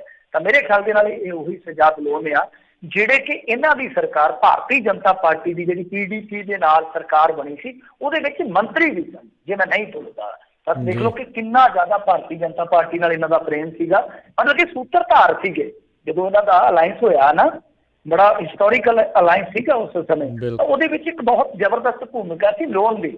ਤਾਂ ਉਸ ਤੋਂ ਬਾਅਦ ਫਿਰ ਸਥਿਤੀਆਂ ਬਦਲ ਗਈਆਂ ਤੇ ਤਕਰੀਬਨ 1 ਸਾਲ ਦੀ ਹਿਰਾਸਤ ਤੋਂ ਬਾਅਦ ਇਹਨਾਂ ਨੂੰ ਛੱਡ ਦਿੱਤਾ ਗਿਆ ਵਾ। ਔਰ ਇਸ ਤੋਂ ਪਹਿਲਾਂ ਫਾਰੂਕ ਅਬਦੁੱਲਾ, ਉਮਰ ਅਬਦੁੱਲਾ ਔਰ ਜਿਹੜੀ ਹੈਗੀ ਹੈ ਬੀਬੀ ਮਹਿਬੂਬਾ, ਇਹਨਾਂ ਨੂੰ ਵੀ ਹਿਰਾਸਤ ਦੇ ਵਿੱਚ ਲਿਆ ਗਿਆ ਸੀਗਾ। ਪਰ ਦੇਖੋ ਹੁਣ ਲੋਨ ਬਾਰੇ ਕੁਝ ਚੀਜ਼ਾਂ ਜਿਹੜੀਆਂ ਉਹ ਹਾਲੇ ਕਲੀਅਰ ਨਹੀਂ ਹੈ, ਕਿਉਂਕਿ ਇਹਨਾਂ ਨੂੰ ਪਹਿਲਾਂ ਰੱਖਿਆ ਗਿਆ ਸੀ ਨਜ਼ਰਬੰਦ ਬਾਹਰ, ਤੇ ਫਿਰ ਬਾਅਦ 'ਚ ਇਹਨਾਂ ਨੂੰ ਘਰੇ ਨਜ਼ਰਬੰਦ ਰੱਖਿਆ ਗਿਆ ਸੀਗਾ। ਵੈਸੇ ਦੱਸਦੇ, ਹਾਲਾਂਕਿ ਮੈਂ ਪੁਸ਼ਟੀ ਨਹੀਂ ਕਰਦਾ ਕਿ ਕਿਤੇ ਸਰਕਾਰ ਨੇ ਇਹ ਵੀ ਆਖਿਆ ਕਿ ਲੋਨ ਹੈ ਜਿਹੜਾ ਉਹ ਸਾਡੀ ਤਾਂ ਹਿਰਾਸਤ ਦੇ ਵਿੱਚ ਹੀ ਹੈ ਨਹੀਂ, ਤੇ ਪਰ ਵੀਡੀਓ ਜਿਹੜੀ ਆ ਉਹ ਆ ਗਈ ਕਿ ਕਿਸ ਤਰ੍ਹਾਂ ਉਹਨੂੰ ਬੋਲਣ ਵੀ ਨਹੀਂ ਦਿੱਤਾ ਜਾ ਰਿਹਾ, ਕੰਧ ਉੱਤੋਂ ਪੱਤਰਕਾਰ ਦੇ ਨਾਲ ਗੱਲਬਾਤ ਕਰ ਰਿਹਾ। ਤਾਂ ਇਹ ਵੀ ਸੁਣਨ ਨੂੰ ਮਿਲਿਆ। ਤੇ ਦੂਜੀ ਚੀਜ਼ ਜਿਹੜੀ ਆ ਉਹ ਇੱਕ ਮਹੱਤਵਪੂਰਨ ਮੈਂ ਦੱਸਦਾ ਕਿ ਉਮਰ ਅਬਦੁੱਲਾ ਨੇ ਇੱਕ ਇੰਟਰਵਿਊ ਕੀਤੀ ਆ ਦਾ ਵਾਇਰ ਦੇ ਨਾਲ ਵੀਡੀਓ ਰਾਹੀਂ। ਉਹਦੇ ਵਿੱਚ ਉਹਨੇ ਇੱਕ ਬਹੁਤ ਵੱਡਾ ਦੋਸ਼ ਲਾਇਆ, ਉਹ ਇਹ ਆ ਕਹਿੰਦਾ ਕਿ ਖੁਦ ਮੈਜਿਸਟ੍ਰੇਟ ਮੇਰੇ ਕੋਲ ਕਾਗਜ਼ਾਤ ਚੁੱਕ ਕੇ ਆਇਆ ਔਰ ਉਹਨੇ ਪੈਨ ਵੀ ਮੈਨੂੰ ਥਮਾਇਆ, ਕਹਿੰਦਾ ਵੀ ਐ ਕਰ ਤੂੰ ਇੱਥੇ ਲਿਖਤੀ ਦੇ ਦੇ ਚੁੱਪ ਕਰਕੇ ਘਰਾਂ ਨੂੰ ਚਲਾ ਜਾ, ਬਸ ਲਿਖਣਾ ਇਹ ਆ ਕਿ ਤੂੰ 370 ਤੇ ਇਸ ਤੋਂ ਬਾਅਦ ਬੋਲੇਗਾ ਨਹੀਂ। ਤਾਂ ਇਹ ਬਹੁਤ ਵੱਡਾ ਦੋਸ਼ ਹੈ। ਐਸਾ ਦੋਸ਼ ਬੀਬੀ ਮਹਿਬੂਬਾ ਦੀ ਜਿਹੜੀ ਬੇਟੀ ਹੈ ਇਲਤਜ਼ਾ, ਉਹਨੇ ਵੀ ਲਾ ਰੱਖਿਆ। ਸੋ ਇਹ ਕਾਫੀ ਗੰਭੀਰ ਮਸਲਾ। ਔਰ ਤੁਹਾਨੂੰ ਯਾਦ ਹੋਣਾ ਫਾਰਕ ਅਬਦੁੱਲਾ ਦੇ ਮਾਮਲੇ 'ਚ ਵੀ ਸਰਕਾਰ ਨੇ ਪਹਿਲਾਂ ਟਾਲ-ਮਟੋਲ ਕੀਤਾ ਸੀਗਾ ਕਿ ਨਹੀਂ ਜੀ ਫਾਰਕ ਅਬਦੁੱਲਾ ਬਹੁਤ ਸ਼ਾਨ ਦੇ ਨਾਲ ਘਰੇ ਰਹਿ ਰਹੇ ਆ, ਕਸਟਡੀ ਦੇ ਵਿੱਚ ਨਹੀਂ ਹੈ, ਹਿਰਾਸਤ ਦੇ ਵਿੱਚ ਨਹੀਂ ਹੈ, ਪਰ ਬਾਅਦ 'ਚ ਮਾਮਲਾ ਉਲਟ ਨਿਕਲਿਆ ਸੀਗਾ। ਤਾਂ ਇਸੇ ਤਰ੍ਹਾਂ ਕਾਮਰੇਡਾਂ ਨੇ ਵੀ ਇੱਕ ਆਪਣਾ ਬਿਮਾਰ ਆਗੂ ਹੈ ਜਿਹੜਾ ਉੱਥੋਂ ਕਢਵਾ ਕੇ ਦਿੱਲੀ ਲਿਆਉਣ ਵਾਸਤੇ ਸੁਪਰੀਮ ਕੋਰਟ ਤੱਕ ਦਾ ਸਫ਼ਰ ਤੈਅ ਕੀਤਾ ਸੀਗਾ। ਸੋ ਸਾਰੀਆਂ ਚੀਜ਼ਾਂ ਵਾਪਰੀਆਂ ਨੇ ਤੇ ਇਸ ਤਰੀਕੇ ਨਾਲ ਵਾਪਰ ਰਹੀਆਂ ਨੇ ਕਿ ਸਮਝ ਨਹੀਂ ਆ ਰਹੀ। ਹੁਣ ਜਿਵੇਂ ਧੜਾ-ਧੜ ਇਹ ਰਿਹਾਈਆਂ ਹੋ ਰਹੀਆਂ, ਉਸ ਤੋਂ ਬਾਅਦ ਕੋਈ ਠੋਸ ਰੂਪ ਦੇ ਵਿੱਚ ਪ੍ਰਤੀਕਰਮ ਨਹੀਂ ਆ ਰਿਹਾ। ਲੋਨ ਨੇ ਵੀ ਕੋਈ ਸਟੇਟ ਵਿਰੋਧੀ ਬਿਆਨ ਨਹੀਂ ਦਿੱਤਾ ਹਾਲ ਦੀ ਘੜੀ ਆ ਕੇ। ਉਹ ਕਹਿੰਦਾ ਮੈਂ ਆਜ਼ਾਦ ਹੋ ਗਿਆ, ਕਿ ਨਾਰਮਲ ਬਿਆਨ ਜ਼ਰੂਰ ਦਿੱਤਾ। ਪਰ ਜਿਹੜੀ ਗੱਲ ਉਮਰ ਅਬਦੁੱਲਾ ਨੇ ਕਹੀ ਆ, ਜੇ ਉਹ ਵਾਕਈ ਇਸ ਤਰ੍ਹਾਂ ਹੈ ਤਾਂ ਮੇਰੇ ਖਿਆਲ ਦੇ ਨਾਲ ਸ਼ਰਮਨਾਕ ਹੈ। ਫਿਰ ਜੋ ਸਾਡਾ ਮੈਜਿਸਟ੍ਰੇਟੀ ਸਿਸਟਮ ਆ, ਜੋ ਸਾਡਾ ਜੁਡੀਸ਼ਰੀ ਸਿਸਟਮ ਆ, ਜੋ ਸਾਡਾ ਲੋਕਤਾਂਤਰਿਕ ਸਿਸਟਮ ਆ, ਤਾਂ ਇਹ ਬਹੁਤ ਗਲਤ ਗੱਲ ਆ ਕਿ ਠੀਕ ਆ ਤੁਸੀਂ ਕਿਸੇ ਨੂੰ ਅਹਿਤਿਆਤਨ ਹਿਰਾਸਤ 'ਚ ਲੈ ਸਕਦੇ ਹੋ, ਤੁਹਾਡੇ ਕੋਲ ਕਾਨੂੰਨ ਆ, ਪਰ ਕਿਸੇ ਨੂੰ ਤੁਸੀਂ ਬਲੈਕਮੇਲ ਕਰੋ ਕਿ ਹਾਂ ਤੇਰੀ ਰਿਹਾਈ ਤਦ ਹੋਣੀ ਹੈ ਜੇ ਤੂੰ ਸਾਨੂੰ ਆਹ ਲਿਖ ਕੇ ਦੇਵੇਂ, ਤਾਂ ਇਹ ਮੇਰੇ ਖਿਆਲ ਦੇ ਨਾਲ ਕਿਸੇ ਵੀ ਲੋਕਤੰਤਰਿਕ ਦੇਸ਼ ਵਾਸਤੇ ਕੋਈ ਸਿਹਤਮੰਦ ਕਦਰਾਂ ਕੀਮਤਾਂ ਨਹੀਂ ਹੈਗੀਆਂ। ਜੀ ਜੀ। ਅਗਲੀ ਮਿੰਟੂ ਜੀ ਆਪਾਂ ਗੱਲ ਕਰੀਏ ਤਾਂ ਕਹਿੰਦੇ ਮੱਤੇਵਾੜਾ ਜੰਗਲ ਮਾਮਲਾ, ਸੇਖੋਵਾਲ ਪਿੰਡ ਦੀ ਸਰਪੰਚ ਤੋਂ ਪੁਲਿਸ ਨੇ ਕਹਿੰਦੇ ਦਸਤਖਤ ਕਰਵਾਉਣ ਦੀ ਕੀਤੀ ਸੀ ਕੋਸ਼ਿਸ਼, ਕਿਵੇਂ ਹੋਇਆ ਸਾਰਾ ਕੁਝ ਜੀ?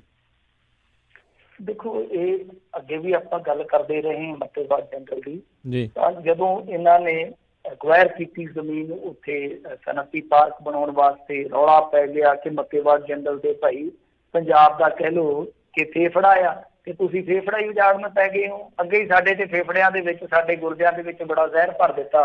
ਕੁਛ ਹਵਾਵਾਂ ਨੇ ਜੋ ਜ਼ਹਿਰੀਲੀਆਂ ਕੀਤੀਆਂ ਤੁਹਾਂ, ਤੇ ਕੁਛ ਜ਼ਹਿਰ ਹੈ ਜਿਹੜਾ ਉਹ ਸਾਡੇ ਜਿਵੇਂ ਸ਼ਰਾਬ ਵਾਲੇ ਮਾਫੀਏ ਜਾਂ ਜਿਹੜੇ ਸਾਡੇ ਆਪਣੇ ਹੀ ਆ। ਬੜੇ ਅਫਸੋਸ ਨਾਲ ਕਹਿਣਾ ਪੈ ਰਿਹਾ ਕਿ ਸਾਡੇ ਆਪਣੇ ਆ, ਕਿਸੇ ਨੇ ਸਿੰਥੈਟਿਕ ਡਰੱਗ ਦਾ ਧੰਦਾ ਤੋੜ ਲਿਆ, ਉਹਨਾਂ ਨੇ ਜ਼ਹਿਰ ਭਰ ਦਿੱਤਾ।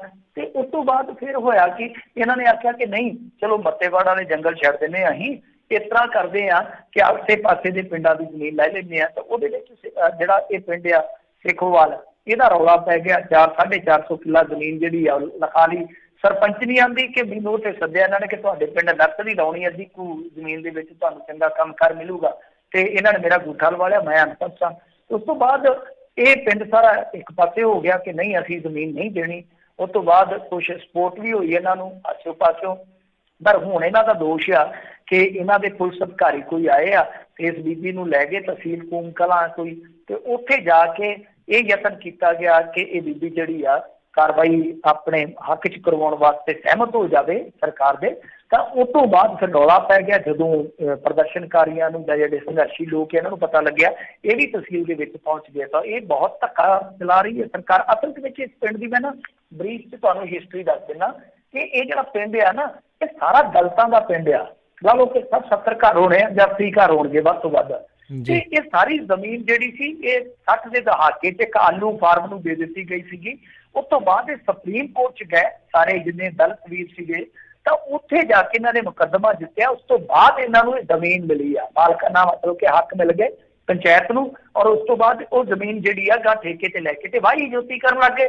ਤੇ ਦੇਖੋ ਇੱਕ ਐਸਾ ਪਿੰਡ, ਸਾਨੂੰ ਤੇ ਇਹ ਪਿੰਡ ਉਦਾਹਰਨ ਦੇ ਤੌਰ ਤੇ ਦੇਣਾ ਚਾਹੀਦਾ ਕਿ ਸਾਡੇ ਇੱਥੇ ਦਲਿਤ ਜਿਹੜੇ ਆ ਉਹ ਇੱਕ ਪਿੰਡ ਦੇ ਵਿੱਚ ਸਾਰੀ ਜ਼ਮੀਨ ਆਪ ਵਾਹ ਰਹੇ ਆ, ਤੇ ਅਸੀਂ ਕੀ ਕਰ ਰਹੇ ਆ ਕਿ ਵਿਚਾਰਿਆਂ ਦੀ ਜਿਹੜੀ ਰੋਜੀ ਰੋਟੀ, ਪਹਿਲੀ ਗੱਲ ਆ ਪੰਚਾਇਤਾਂ 'ਚ ਜੋ ਹਿੱਸਾ ਬਣਦਾ ਸ਼ਾਮਲਾਟ ਜ਼ਮੀਨ 'ਚੋਂ ਉਹ ਨਹੀਂ ਦਿੰਦੇ, ਉਹ ਵੇਰ ਜਾਂਦੇ ਆ ਜਿਹੜੇ ਜ਼ੋਰਾਵਰ ਆ।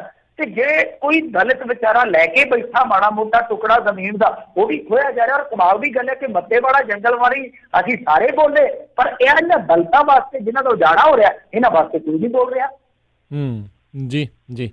ਅਗਲੀ ਮਿੰਟੂ ਜੀ ਗੱਲ ਕਰੀਏ, ਕਹਿੰਦੇ ਸਿੱਖ ਨੌਜਵਾਨਾਂ ਖਿਲਾਫ ਸਭ ਤੋਂ ਵੱਧ ਕੇਸ ਬਾਦਲ ਸਰਕਾਰ ਨੇ ਠੋਕੇ, ਕੈਪਟਨ ਨੇ ਕੀਤਾ ਵੇਰਵਾ ਜਗ ਜ਼ਾਹਰ। ਨਹੀਂ ਤੇ ਬੰਦਾ ਪੁੱਛੇ ਤੁਹਾਡਾ ਕੋਈ ਮੈਚ ਚੱਲਦਾ ਪਿਆ ਤੇ ਉਹਨਾਂ ਨੇ ਠੋਕੇ ਤੇ ਤੁਸੀਂ ਵੀ ਇੰਨੇ ਠੋਕਣੇ ਆ, ਦੱਸੋ ਕਮਾਲ ਦੀ ਗੱਲ ਹੈ ਕਿ ਤੁਸੀਂ ਤੇ ਸਗੋਂ ਫਿਰ ਉਹ ਲਿਸਟ ਬਣਾਓ ਜਿਹੜੇ ਜਿਹੜੇ ਉਹਨਾਂ ਨੇ ਨਜਾਇਜ਼ ਕੇਸ ਪਾਏ ਆ, ਤੇ ਉਹਨਾਂ ਕੇਸਾਂ ਦੇ ਵਿੱਚ ਨੌਜਵਾਨਾਂ ਨੂੰ ਮੁਆਵਜ਼ਾ ਦਿਵਾਓ। ਉਹਨਾਂ ਕੇਸਾਂ ਦੇ ਵਿੱਚ ਜਿਨ੍ਹਾਂ ਪੁਲਿਸ ਅਧਿਕਾਰੀਆਂ ਨੇ ਗਲਤ ਕੇਸ ਦਰਜ ਕੀਤੇ ਉਹਨਾਂ ਨੂੰ ਉਲਟਾ ਹੱਥਕੜੀਆਂ ਲਾਓ। ਜੇ ਕਿਸੇ ਮਤਲਬ ਕਿ ਲੀਡਰ ਨੇ ਆਪਣੇ ਇਨਫਲੂਐਂਸ ਦੇ ਨਾਲ ਕਰਵਾਏ ਆ, ਅਫਸਰ ਇਸ ਗੱਲ ਦਾ ਇਕਬਾਲ ਕਰਦੇ ਆ ਕਿ ਹਾਂ ਅਸੀਂ ਇਹਦੇ ਕਹਿਣ ਤੇ ਝੂਠੇ ਦਰਜ ਕੇਸ ਕੀਤੇ ਆ ਤੇ ਉਹਨੂੰ ਵੀ ਪਾਓ ਵਿੱਚ ਸ਼ਾਮਲ ਕਰੋ, ਫਿਰ ਕਹਿੰਦੇ ਕਿਹਨੂੰ ਜੇ? ਇਹ ਤੇ ਬੜਾ ਅਜੀਬੋ-ਗਰੀਬ ਜਿਹਾ ਬਿਆਨ ਹੈ ਕਿ ਉਹਨਾਂ ਨੇ ਵੀ ਕੀਤੇ ਆ ਜੀ। ਤੇ ਇਹਦਾ ਮਤਲਬ ਹੈ ਕਿ ਕੱਲ ਨੂੰ ਉਹ ਜੇ ਸਰਕਾਰ ਭੋਗ ਕੇ ਜਾਂਦੇ ਤੇ ਤੁਸੀਂ ਆਖੋਗੇ ਬਲਾਤਕਾਰ ਉਹਨਾਂ ਦੀ ਸਰਕਾਰ 'ਚ ਵੀ ਹੁੰਦੇ ਸੀ, ਸਾਡੀ ਸਰਕਾਰ 'ਚ ਹੋ ਗਏ ਤੇ ਕੀ ਫਰਕ ਪੈਂਦਾ? ਇਹ ਤਾਂ ਬੜਾ ਲਾਂਭੀ ਬਿਆਨ ਆ। ਮੈਨੂੰ ਤੇ ਜਾਪਦਾ ਕਿ ਐਸਾ ਸਾਨੂੰ ਨਹੀਂ ਬਿਆਨ ਕਰਨਾ ਚਾਹੀਦਾ ਸਰਕਾਰ ਕਿ ਕੋਈ ਮੁੱਖ ਮੰਤਰੀ ਇਹੋ ਜਿਹਾ ਬਿਆਨ ਦੇਊਗਾ ਇਹੋ ਜਿਹੇ ਸੰਵੇਦਨਸ਼ੀਲ ਮੁੱਦੇ ਤੇ। ਹੁਣ ਦੇਖੋ ਇਹਨਾਂ ਨੇ ਅੰਕੜੇ ਜਾਰੀ ਕਰ ਦਿੱਤੇ ਆ, ਕਹਿੰਦੇ ਆ ਕਿ 2010 ਦੇ ਵਿੱਚ ਇਹਨਾਂ ਨੇ 19 ਤੇ 17 ਦੇ ਵਿੱਚ 12 ਮਾਮਲੇ ਜਿਹੜੇ ਆ UAPA ਦੇ ਤਹਿਤ ਦਰਜ ਕੀਤੇ ਸੀਗੇ। ਬਿਲਕੁਲ ਗੱਲ ਸਹੀ ਆ, ਅਸੀਂ ਭੁੱਲੇ ਥੋੜੀ ਆ। ਸਰਬੱਤ ਖਾਲਸਾ 'ਚ ਗਏ ਬੰਦਿਆਂ ਤੇ ਵੀ ਦੇਸ਼ ਧਰੋਹ ਦੇ ਮੁਕੱਦਮੇ ਦਰਜ ਹੋਏ ਸੀ, ਯਾਦ ਹੈ ਤੁਹਾਨੂੰ? ਜੀ ਜੀ। ਅਸੀਂ ਭੁੱਲੇ ਥੋੜੀ ਸੀ ਕਿ ਭੁਪਿੰਦਰ ਸਿੰਘ ਜਿਹੜਾ US ਦਾ ਨਾਗਰਿਕ ਸੀਗਾ ਉਹ ਜੇਲ੍ਹ ਚੋਂ ਨਿਕਲਿਆ ਤੇ ਉੱਥੇ ਨਿਕਲ ਕੇ ਫੇਰ ਪਰਚਾ ਪਾ ਦਿੱਤਾ ਸੀ। ਅਸੀਂ ਭੁੱਲੇ ਥੋੜੀ ਆ, ਅਣਪਛਾਤੀਆਂ ਪੁਲਿਸਾਂ ਨੂੰ ਅਸੀਂ ਭੁੱਲੇ ਥੋੜੀ ਆ। ਠੀਕ ਹੈ, ਪਰ ਕੀ ਤੁਸੀਂ ਮੁਕਾਬਲਾ ਕਰ ਰਹੇ ਹੋ ਉਹਨਾਂ ਦੇ ਨਾਲ? ਤੋ ਇਹ ਜਿਹੜੀ ਗੱਲ ਆ ਮੈਨੂੰ ਠੀਕ ਨਹੀਂ ਲੱਗੀ, ਮਾਫ ਕਰਨਾ ਸਾਡੇ ਸ਼ਬਦਾਂ ਵਾਸਤੇ ਵੀ ਮੈਂ ਮਾਫੀ ਮੰਗਦਾ। ਦੂਜੀ ਗੱਲ ਇਹ ਆ ਕਿ ਠੀਕ ਹੈ UAPA ਉਦੋਂ ਵੀ ਸੀਗਾ ਪਰ ਇੰਨਾ ਸਖਤ ਨਹੀਂ ਸੀ ਕੈਪਟਨ ਸਾਹਿਬ। ਕਿਸੇ ਡਿਬੇਟ ਦੇ ਵਿੱਚ ਬੈਠੋ, ਤੁਸੀਂ ਕਿਸੇ ਚੰਗੇ ਪੱਤਰਕਾਰ ਦੇ ਸਾਹਮਣੇ ਆਓ, ਤੁਹਾਨੂੰ ਫਿਰ ਦੱਸਿਆ ਜਾਵੇ ਕਿ UAPA ਕਾਨੂੰਨ ਕੀ ਹੈ। UAPA ਕਾਨੂੰਨ ਇਸ ਤਰ੍ਹਾਂ ਦਾ ਕਾਨੂੰਨ ਆ ਕਿ ਅਮਰੀਕਾ ਦੇ ਵਿੱਚ ਬੈਠੇ ਰਾਜ ਕਰਨਵੀਰ ਸਿੰਘ ਤੇ ਬੇਸ਼ੱਕ ਉਹ ਅਮਰੀਕਨ ਨਾਗਰਿਕ ਹੈ, ਉਹਦੇ ਤੇ ਵੀ ਮੁਕੱਦਮਾ ਦਰਜ ਕੀਤਾ ਜਾ ਸਕਦਾ ਬਿਨਾਂ ਉਹਦਾ ਪੱਖ ਜਾਣੇ ਤੋਂ। UAPA ਕਾਨੂੰਨ ਇਸ ਤਰ੍ਹਾਂ ਦਾ ਹੈ ਕਿ ਮੈਨੂੰ ਇੱਥੇ ਗੱਲਬਾਤ ਕਰਦਿਆਂ ਨੂੰ NIA ਚੁੱਕ ਕੇ ਲਿਜਾ ਸਕਦੀ ਹੈ, ਕੈਪਟਨ ਸਾਹਿਬ ਦੀ ਪੁਲਿਸ ਨੂੰ ਦੱਸਣਗੇ ਵੀ ਨਹੀਂ ਕਿ ਅਸੀਂ ਬੰਦਾ ਚੱਕ ਕੇ ਲੈ ਰਹੇ ਹਾਂ। ਸੋ ਇਹ ਚੀਜ਼ਾਂ ਜਿਹੜੀਆਂ ਹੁਣ ਤੁਸੀਂ ਇੱਕ ਪਾਸੇ ਤੇ ਦੇਖੋ ਕਿੰਨੀ ਹੈਰਾਨਗੀ ਦੀ ਗੱਲ ਆ। ਇੱਕ ਪਾਸੇ ਤੇ ਉਹ ਕਹਿ ਰਿਹਾ ਕੈਪਟਨ ਅਮਰਿੰਦਰ ਸਿੰਘ ਜੋ ਇਹਨਾਂ ਦਾ ਪ੍ਰੈਸ ਰਿਲੀਜ਼ ਲੱਗਾ, ਹੁਣ ਮੈਂ ਉਹਦੀ ਪੁਸ਼ਟੀ ਨਹੀਂ ਕਰਦਾ, ਉਹ ਕਹਿੰਦੇ ਆ ਕਿ ਦੇਖੋ ਜੀ ਕੋਈ ਵੀ ਮਾਮਲਾ ਜਿਹੜਾ ਝੂਠਾ ਹੈ ਨਹੀਂਗਾ, ਝੂਠਾ ਮਾਮਲਾ ਦਰਜ ਕਰਨ ਦਾ ਸਵਾਲ ਹੀ ਪੈਦਾ ਨਹੀਂ ਹੁੰਦਾ। ਬਿਲਕੁਲ ਠੀਕ ਆ, ਜੇ UAPA ਦੇ ਤਹਿਤ ਸਵਾਲ ਹੀ ਨਹੀਂ ਪੈਦਾ ਹੁੰਦਾ ਝੂਠਾ ਮਾਮਲਾ ਦਰਜ ਕਰਨ ਦਾ। ਮੈਂ ਇਹਨਾਂ ਨੂੰ ਇੱਕ ਸਵਾਲ ਕਰਦਾ ਕਿ ਬੀਬੀ ਪ੍ਰਿਯੰਕਾ ਗਾਂਧੀ ਕਾਫਿਲ ਡਾਕਟਰ ਵਾਸਤੇ ਕਿਉਂ ਲੜ ਰਹੀ ਹੈ? ਮੇਰਾ ਇਹਨਾਂ ਨੂੰ ਇੱਕ ਸਵਾਲ ਹੈ, ਮੈਂ ਅੱਜ ਆਪਣੇ ਫੇਸਬੁੱਕ ਤੇ ਵੀ ਪਾਇਆ ਸੀਗਾ ਕਿ ਮੈਨੂੰ ਇਸ ਗੱਲ ਦਾ ਜਵਾਬ ਦੇ ਦਿਓ, ਜੇ ਕੋਈ ਫੇਕ ਕੇਸ ਹੈ ਹੀ ਨਹੀਂ ਹੈ ਤਾਂ ਪ੍ਰਿਯੰਕਾ ਗਾਂਧੀ UP ਦੇ ਵਿੱਚ ਕਾਤੋਂ ਮੁਹਿੰਮ ਵਿੱਢ ਕੇ ਬੈਠੀ ਹੈ ਬੀਬੀ? ਕਿਉਂਕਿ ਡਾਕਟਰ ਕਾਫਿਲ ਤੇ ਵੀ UAPA ਲੱਗਾ। ਤੁਸੀਂ ਕਹਿ ਰਹੇ ਹੋ ਕਿ ਕੋਈ ਫੇਕ ਕੇਸ ਨਹੀਂ ਬਣਦਾ, ਫਿਰ ਜਾਂ ਤਾਂ ਬੀਬੀ ਪ੍ਰਿਯੰਕਾ ਗਾਂਧੀ ਝੂਠੀ ਪਬਲਿਸਿਟੀ ਵਾਸਤੇ ਸਭ ਕੁਛ ਕਰ ਰਹੀ ਹੈ ਤੇ ਜਾਂ ਫਿਰ ਤੁਸੀਂ ਗਲਤ ਬਿਆਨੀ ਕਰ ਰਹੇ। ਸਾਨੂੰ ਸੁਖਬੀਰ ਸਿੰਘ ਬਾਦਲ ਨਾਲ ਨਹੀਂ ਕੁਛ, ਸਾਨੂੰ ਜੇ ਕੋਈ ਮੰਨ ਲਓ ਕ੍ਰਾਈਮ ਕਰਦਾ ਉਹਦੇ ਨਾਲ ਕੁਛ ਨਹੀਂ ਹੈ। ਗੱਲ ਇਹ ਆ ਕਿ ਤੁਸੀਂ ਬੰਦਾ ਫੜਦੇ ਹੋ, ਬੱਚਾ ਫੜਦੇ 17-18 ਸਾਲ ਦਾ, 16 ਦਿਨਾਂ ਬਾਅਦ ਛੱਡ ਦਿੰਦੇ ਹੋ ਕਿ ਉਹਦੇ ਖਿਲਾਫ ਸਬੂਤ ਨਹੀਂ ਹੈ। ਇਹ ਤੋਂ ਵੱਡਾ ਸਬੂਤ ਹੋਰ ਦਈਏ ਸੀ? ਤਾਂ UAPA ਕਾਨੂੰਨ ਇੱਕ ਐਸਾ ਕਾਨੂੰਨ ਸੀਗਾ ਜਿਹਨੇ ਸੰਘੀ ਢਾਂਚੇ ਨੂੰ ਬਿਲਕੁਲ ਖਤਮ ਕਰ ਦਿੱਤਾ ਔਰ ਐਸੀ ਪਾਵਰ ਹੈ NIA ਕੋਲੇ ਕਿ ਬਾਹਰਲੇ ਮੁਲਕ ਤੋਂ ਵੀ ਬੰਦਾ ਲਿਆ ਸਕਦੇ ਆ। ਸੋ ਐਸੀਆਂ ਉਹਦੇ 'ਚ ਕਹਾਣੀਆਂ ਨੇ। ਕੈਪਟਨ ਸਾਹਿਬ ਜੇ ਚੰਗੀ ਤਰ੍ਹਾਂ ਪੜ੍ਹ ਲੈਣ ਤਾਂ ਮੇਰੇ ਖਿਆਲ ਦੇ ਨਾਲ ਕੁਛ ਨਾ ਕੁਛ ਆਪਣੇ ਸਟਾਂਸ ਤੋਂ ਪਿੱਛੇ ਜ਼ਰੂਰ ਹਟਣਗੇ। ਜੀ ਜੀ। ਤੇ ਸਰੋਤਿਓ ਆਪਾਂ ਇੱਕ ਬ੍ਰੇਕ ਵੀ ਲੈਣੀ ਹੈ ਤੇ ਬ੍ਰੇਕ ਤੋਂ ਬਾਅਦ ਦੇ ਵਿੱਚ ਜੇ ਤੁਸੀਂ ਵੀ ਸਵਾਲ ਪੁੱਛਣਾ ਚਾਹੁੰਦੇ ਹੋ ਮਿੰਟੂ ਜੀ ਨੂੰ ਤਾਂ ਕਾਲ ਕਰ ਸਕਦੇ ਹੋ। ਸਟੂਡੀਓ ਦੇ ਵਿੱਚ ਫੋਨ ਨੰਬਰ ਹੈ ਕਾਲ ਕਰਨ ਦੇ ਲਈ 408 272 5200 4082725200। ਇਸ ਨੰਬਰ ਦੇ ਉੱਤੇ ਤੁਸੀਂ ਕਾਲ ਕਰਕੇ ਜਿਹੜਾ ਸਵਾਲ ਪੁੱਛ ਸਕਦੇ ਹੋ। ਤੇ ਬ੍ਰੇਕ ਤੇ ਜਾਣ ਤੋਂ ਪਹਿਲਾਂ ਮਿੰਟੂ ਜੀ ਗੱਲ ਕਰਦੇ ਜਾਈਏ, ਕਹਿੰਦੇ ਸਬਜ਼ੀ ਵੇਚਣ ਵਾਲੀ ਮਹਿਲਾ ਨਿਕਲੀ PhD ਹੋਲਡਰ। ਕਿਆ ਬਾਤ ਹੈ। ਦੇਖੋ ਇਹ ਹੈਗੀ ਆ ਘਟਨਾ ਮੇਰੇ ਖਿਆਲ ਦੇ ਨਾਲ ਇੰਦੌਰ ਦੀ, ਮੱਧ ਪ੍ਰਦੇਸ਼ ਦੀ। ਉੱਥੇ ਕੋਈ ਬੀਬੀ ਸੀਗੀ, ਕਾਫੀ ਪੁਸ਼ਤੈਨੀ ਦੱਸਦੇ ਆ ਕਿ ਸਬਜ਼ੀ ਦਾ ਕੰਮ ਕਰਦੇ ਸੀ। ਜਦੋਂ ਉਹਨੂੰ ਜ਼ਬਰਦਸਤੀ ਮਿਊਨਸੀਪਲ ਕਾਰਪੋਰੇਸ਼ਨ ਵਾਲੇ ਆਏ ਕਿ ਭਾਈ ਇੱਥੋਂ ਹਟ ਜਾ ਬੀਬੀ, ਤਾਂ ਉਹਨੇ ਫਿਰ ਕਾਟੇਦਾਰ ਅੱਗੋਂ ਅੰਗਰੇਜ਼ੀ ਜਦੋਂ ਠੋਕੀ ਐੜ ਕਰਕੇ ਤੇ ਸਾਰਿਆਂ ਦੀਆਂ ਲੱਤਾਂ ਕੰਬਣ ਲੱਗ ਗਈਆਂ ਕਿ ਆਹ ਕੀ ਹੋ ਗਿਆ ਹੋਇਆ। ਉਹ ਇੱਕ ਦੂਜੇ ਦੇ ਮੂੰਹ ਵੱਲ ਵੇਖਣ ਕਿ ਬੀਬੀ ਗਾਲਾਂ ਕੱਢੀ ਜਾਂਦੀ ਹੈ ਜਾਂ ਕੋਈ ਕਾਨੂੰਨ ਰੱਖੀ ਜਾਂਦੀ ਆ। ਤਾਂ ਸਾਰੇ ਹੈਰਾਨ ਸੀਗੇ, ਪਰੇਸ਼ਾਨ ਸੀਗੇ ਕਿਉਂਕਿ ਉਹ ਬੀਬੀ ਦੱਸਦੀ ਹੈ ਕਿ PhD ਹੋਲਡਰ ਸੀਗੀ। ਤਾਂ ਖੈਰ ਕੱਲ ਨੂੰ ਮੰਨ ਲਓ ਤੁਸੀਂ ਬੱਸ 'ਚ ਚੜੇ ਜਾਂਦੇ ਹੋ ਪੰਜਾਬ 'ਚ ਆ ਕੇ, ਇੰਡੀਆ 'ਚ ਆ ਕੇ, ਕੋਈ ਸੁਰਮਾ ਵੇਚਣ ਵਾਲਾ ਤੁਹਾਡੇ ਨਾਲ ਗੱਲਬਾਤ ਕਰਦਾ ਤੇ ਇਹ ਦੱਸ ਦਿੰਦਾ ਕਿ ਮੈਂ ਇਸਰੋ ਦਾ ਸਾਬਕਾ ਵਿਗਿਆਨੀ ਹਾਂ ਤੇ ਹੈਰਾਨ ਨਾ ਹੋਣਾ। ਕਿਉਂਕਿ ਇੱਥੇ ਤੁਹਾਨੂੰ ਪਤਾ ਹੀ ਆ, ਇਹ ਕਹਿ ਦਿੰਦੇ ਆ ਇਹਨਾਂ ਦੇ ਵਿਪਲ ਦੇ ਵਰਗੇ ਜਾਂ ਸਾਡੇ ਜਿਹੜੇ ਪ੍ਰਧਾਨ ਸੇਵਕ ਵਰਗੇ ਲੋਕ ਆ, ਉਹ ਕਹਿ ਦਿੰਦੇ ਆ ਕਿ ਕੋਈ ਗੱਲ ਨਹੀਂ ਹੈ, ਪਕੌੜਾ ਤਲ ਲਓ, ਪੜ੍ਹ ਲਿਖ ਕੇ ਰੁਜ਼ਗਾਰ ਮਿਲੇਗਾ। ਔਰ ਵਿਕਲਪ ਦੇ ਕੇ ਇੱਥੋਂ ਤੱਕ ਕਹਿ ਦਿੰਦੇ ਆ ਕਿ ਨੌਕਰੀ ਪਿੱਛੇ ਭੱਜਣ ਦਾ ਕੋਈ ਫਾਇਦਾ ਨਹੀਂ, ਬੀੜੀ ਪਾਨ ਦਾ ਖੋਖਾ ਲਾ ਲਓ, ਅੱਛਾ ਰੁਜ਼ਗਾਰ ਆ। ਜੀ ਜੀ। ਤੇ ਇੱਥੇ ਇੱਕ ਆਪਾਂ ਜਿਹੜਾ ਜੀ ਪ੍ਰੋਗਰਾਮ ਜਿਹੜਾ ਇੱਥੇ ਬ੍ਰੇਕ ਲੈਂਦੇ ਹਾਂ ਤੇ ਬ੍ਰੇਕ ਤੋਂ ਬਾਅਦ ਦੇ ਵਿੱਚ ਫਿਰ ਆਪਾਂ ਹਾਜ਼ਰ ਹੁੰਦੇ ਹਾਂ ਤੇ ਇਦਾਂ ਹੀ ਜਿਹੜਾ ਪ੍ਰੋਗਰਾਮ ਚੱਲਦਾ ਰਹੇਗਾ। ਤੁਸੀਂ ਜੇ ਮਿੰਟੂ ਜੀ ਨੂੰ ਸਵਾਲ ਪੁੱਛਣਾ ਚਾਹੁੰਦੇ ਹੋ ਤਾਂ ਕਾਲ ਕਰ ਸਕਦੇ ਹੋ। ਨੰਬਰ ਹੈ 408 272 5200।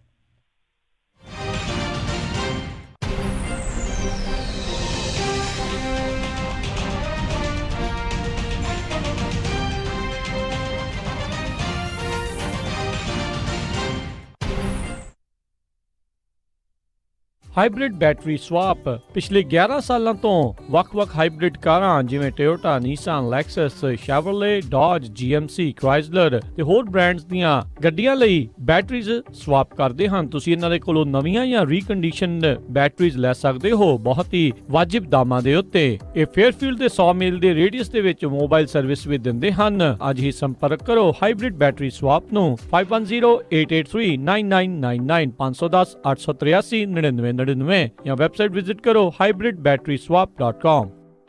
ਇੰਸ਼ੋਰੈਂਸ ਦੀ ਦੁਨੀਆ ਦੇ ਵਿੱਚ ਭਰੋਸੇਮੰਦ ਨਾਮ ਖਾਲਸਾ ਇੰਸ਼ੋਰੈਂਸ ਏਜੰਸੀ। ਆਪਣੇ ਕਿਸੇ ਵੀ ਤਰੀਕੇ ਦੀ insurance auto, home, commercial, life ਕਰਵਾਉਣੀ ਹੋਵੇ ਤਾਂ ਅੱਜ ਹੀ ਸੰਪਰਕ ਕਰੋ ਖਾਲਸਾ ਇੰਸ਼ੋਰੈਂਸ ਏਜੰਸੀ। 26 ਸਾਲ ਤੋਂ ਵੱਧ ਦਾ ਤਜਰਬਾ। Call 408 272 2500 408 272 2500। Khalsa insurance agency.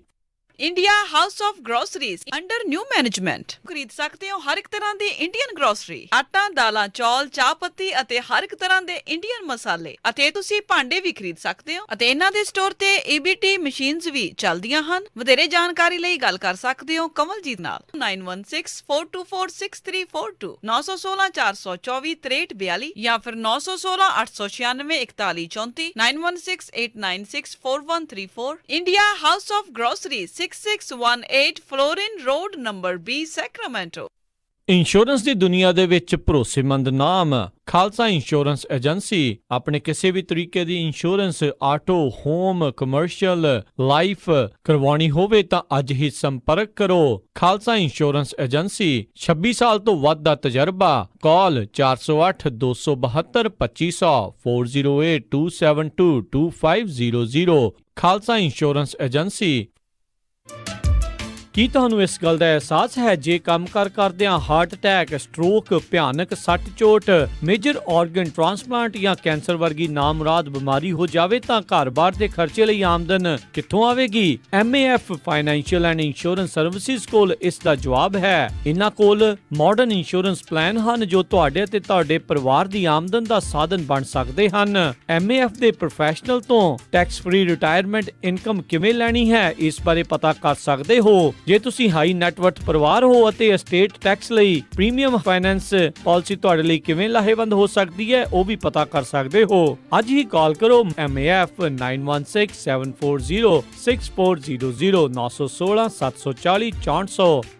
MAF also provides a platform for experienced financial professionals with top pay, company revenue and virtual agent training program. Visit MAFlife.com. MAF, California Department of Insurance License number 0M92002। Doctor Gurvinder Kaur Bath DC ਅਤੇ Geo health centre ਇਥੋਂ truck driver DOT physicals drug testing ਕਰਵਾ ਸਕਦੇ ਹਨ। Same day appointment ਅਤੇ trucking ਕੰਪਨੀਆਂ ਦੇ ਲਈ ਇਹਨਾਂ ਕੋਲ ਰੈਂਡਮ ਡਰੱਗ ਟੈਸਟਿੰਗ ਦੇ ਪ੍ਰੋਗਰਾਮਸ ਵੀ ਅਵੇਲੇਬਲ ਹਨ ਅਤੇ ਜੇਕਰ ਤੁਹਾਡੇ ਨੈਕ ਅਤੇ ਬੈਕ ਪੇਨ ਹੈ ਤਾਂ ਇਹਨਾਂ ਕੋਲ ਕੈਰੋਪ੍ਰੈਕਟਿਕ ਦੀਆਂ ਸੇਵਾਵਾਂ ਵੀ ਲੈ ਸਕਦੇ ਹੋ। ਵਧੇਰੇ ਜਾਣਕਾਰੀ ਲਈ ਗੱਲ ਕਰ ਸਕਦੇ ਹੋ doctor Gurvinder Kaur Bath 9165500350 916 550 0350 2628 El Camino Avenue Suite C1 Sacramento Geo Health Center। Corona virus ਦੇ ਕਰਕੇ ਜੇ ਤੁਹਾਡੀ ਜੌਬ ਚਲੇ ਗਈ ਹੈ ਜਿਸ ਕਰਕੇ ਤੁਹਾਡੀ ਹੈਲਥ ਇੰਸ਼ੋਰੈਂਸ ਵੀ ਚਲੇ ਗਈ ਹੈ ਤਾਂ ਕਵਰਡ ਕੈਲੀਫੋਰਨੀਆ ਦੇ ਦੁਆਰਾ ਇਸ ਸਾਲ ਦੀ ਹੈਲਥ ਇੰਸ਼ੋਰੈਂਸ ਲੈਣ ਦੇ ਲਈ ਅਖੀਰਲੀ ਤਰੀਕ ਨੂੰ ਜੁਲਾਈ ਤੱਕ ਕਰ ਦਿੱਤਾ ਗਿਆ ਹੈ। ਮੈਡੀਕਲ ਭਰਨ ਦੇ ਵਿੱਚ ਕੋਈ ਤਕਲੀਫ ਆ ਰਹੀ ਹੈ, ਆਪਣੇ ਪਲਾਨਸ ਦੇ ਵਿੱਚ ਕੁਝ ਤੁਸੀਂ ਤਬਦੀਲੀ ਕਰਵਾਉਣਾ ਚਾਹੁੰਦੇ ਹੋ, ਇਹਨਾਂ ਸਾਰੇ ਕੰਮਾਂ ਦੇ ਲਈ ਅੱਜ ਹੀ ਕਾਲ ਕਰੋ ਖਾਲਸਾ ਇੰਸ਼ੋਰੈਂਸ ਏਜੰਸੀ 408 272 2500 408 272 2500। ਮਾਤ ਬੋਲੀ ਨੂੰ ਲੋੜੀਂਦਾ ਦੇਵੋ ਮਾਣ ਦੋਸਤੋ, ਖੇਤੀ ਸਾਂਭ ਲਓ ਨਾ ਛੱਡ ਜਾਏ ਪ੍ਰਾਣ ਦੋਸਤੋ। ਸਤਿ ਸ਼੍ਰੀ ਅਕਾਲ ਦੋਸਤੋ, ਮੈਂ ਤੁਹਾਡਾ ਆਪਣਾ ਸਤਿੰਦਰ ਸਰਤਾਜ। ਤੁਸੀਂ ਸੁਣ ਰਹੇ ਹੋ ਪੰਜਾਬੀ ਰੇਡੀਓ USA। ਸੁਣਦੇ ਰਹੋ, ਜਿਉਂਦੇ ਵਾਸੀ ਰਹੋ, ਰੱਬ ਰੱਖਾ।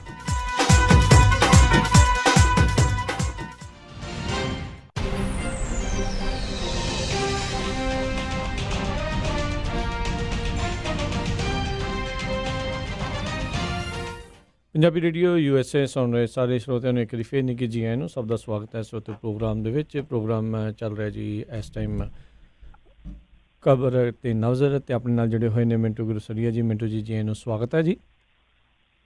ਜੀ ਸ਼ੁਕਰੀਆ ਜੀ, ਤੇ ਸਰੋਤੇ ਸਵਾਲ ਕਰਨ ਦੇ ਲਈ ਕਾਲ ਕਰ ਸਕਦੇ ਹੋ। ਨੰਬਰ ਹੈ ਸਟੂਡੀਓ ਦੇ ਵਿੱਚ ਕਾਲ ਕਰਨ ਦੇ ਲਈ 408 272 5200 4082725200।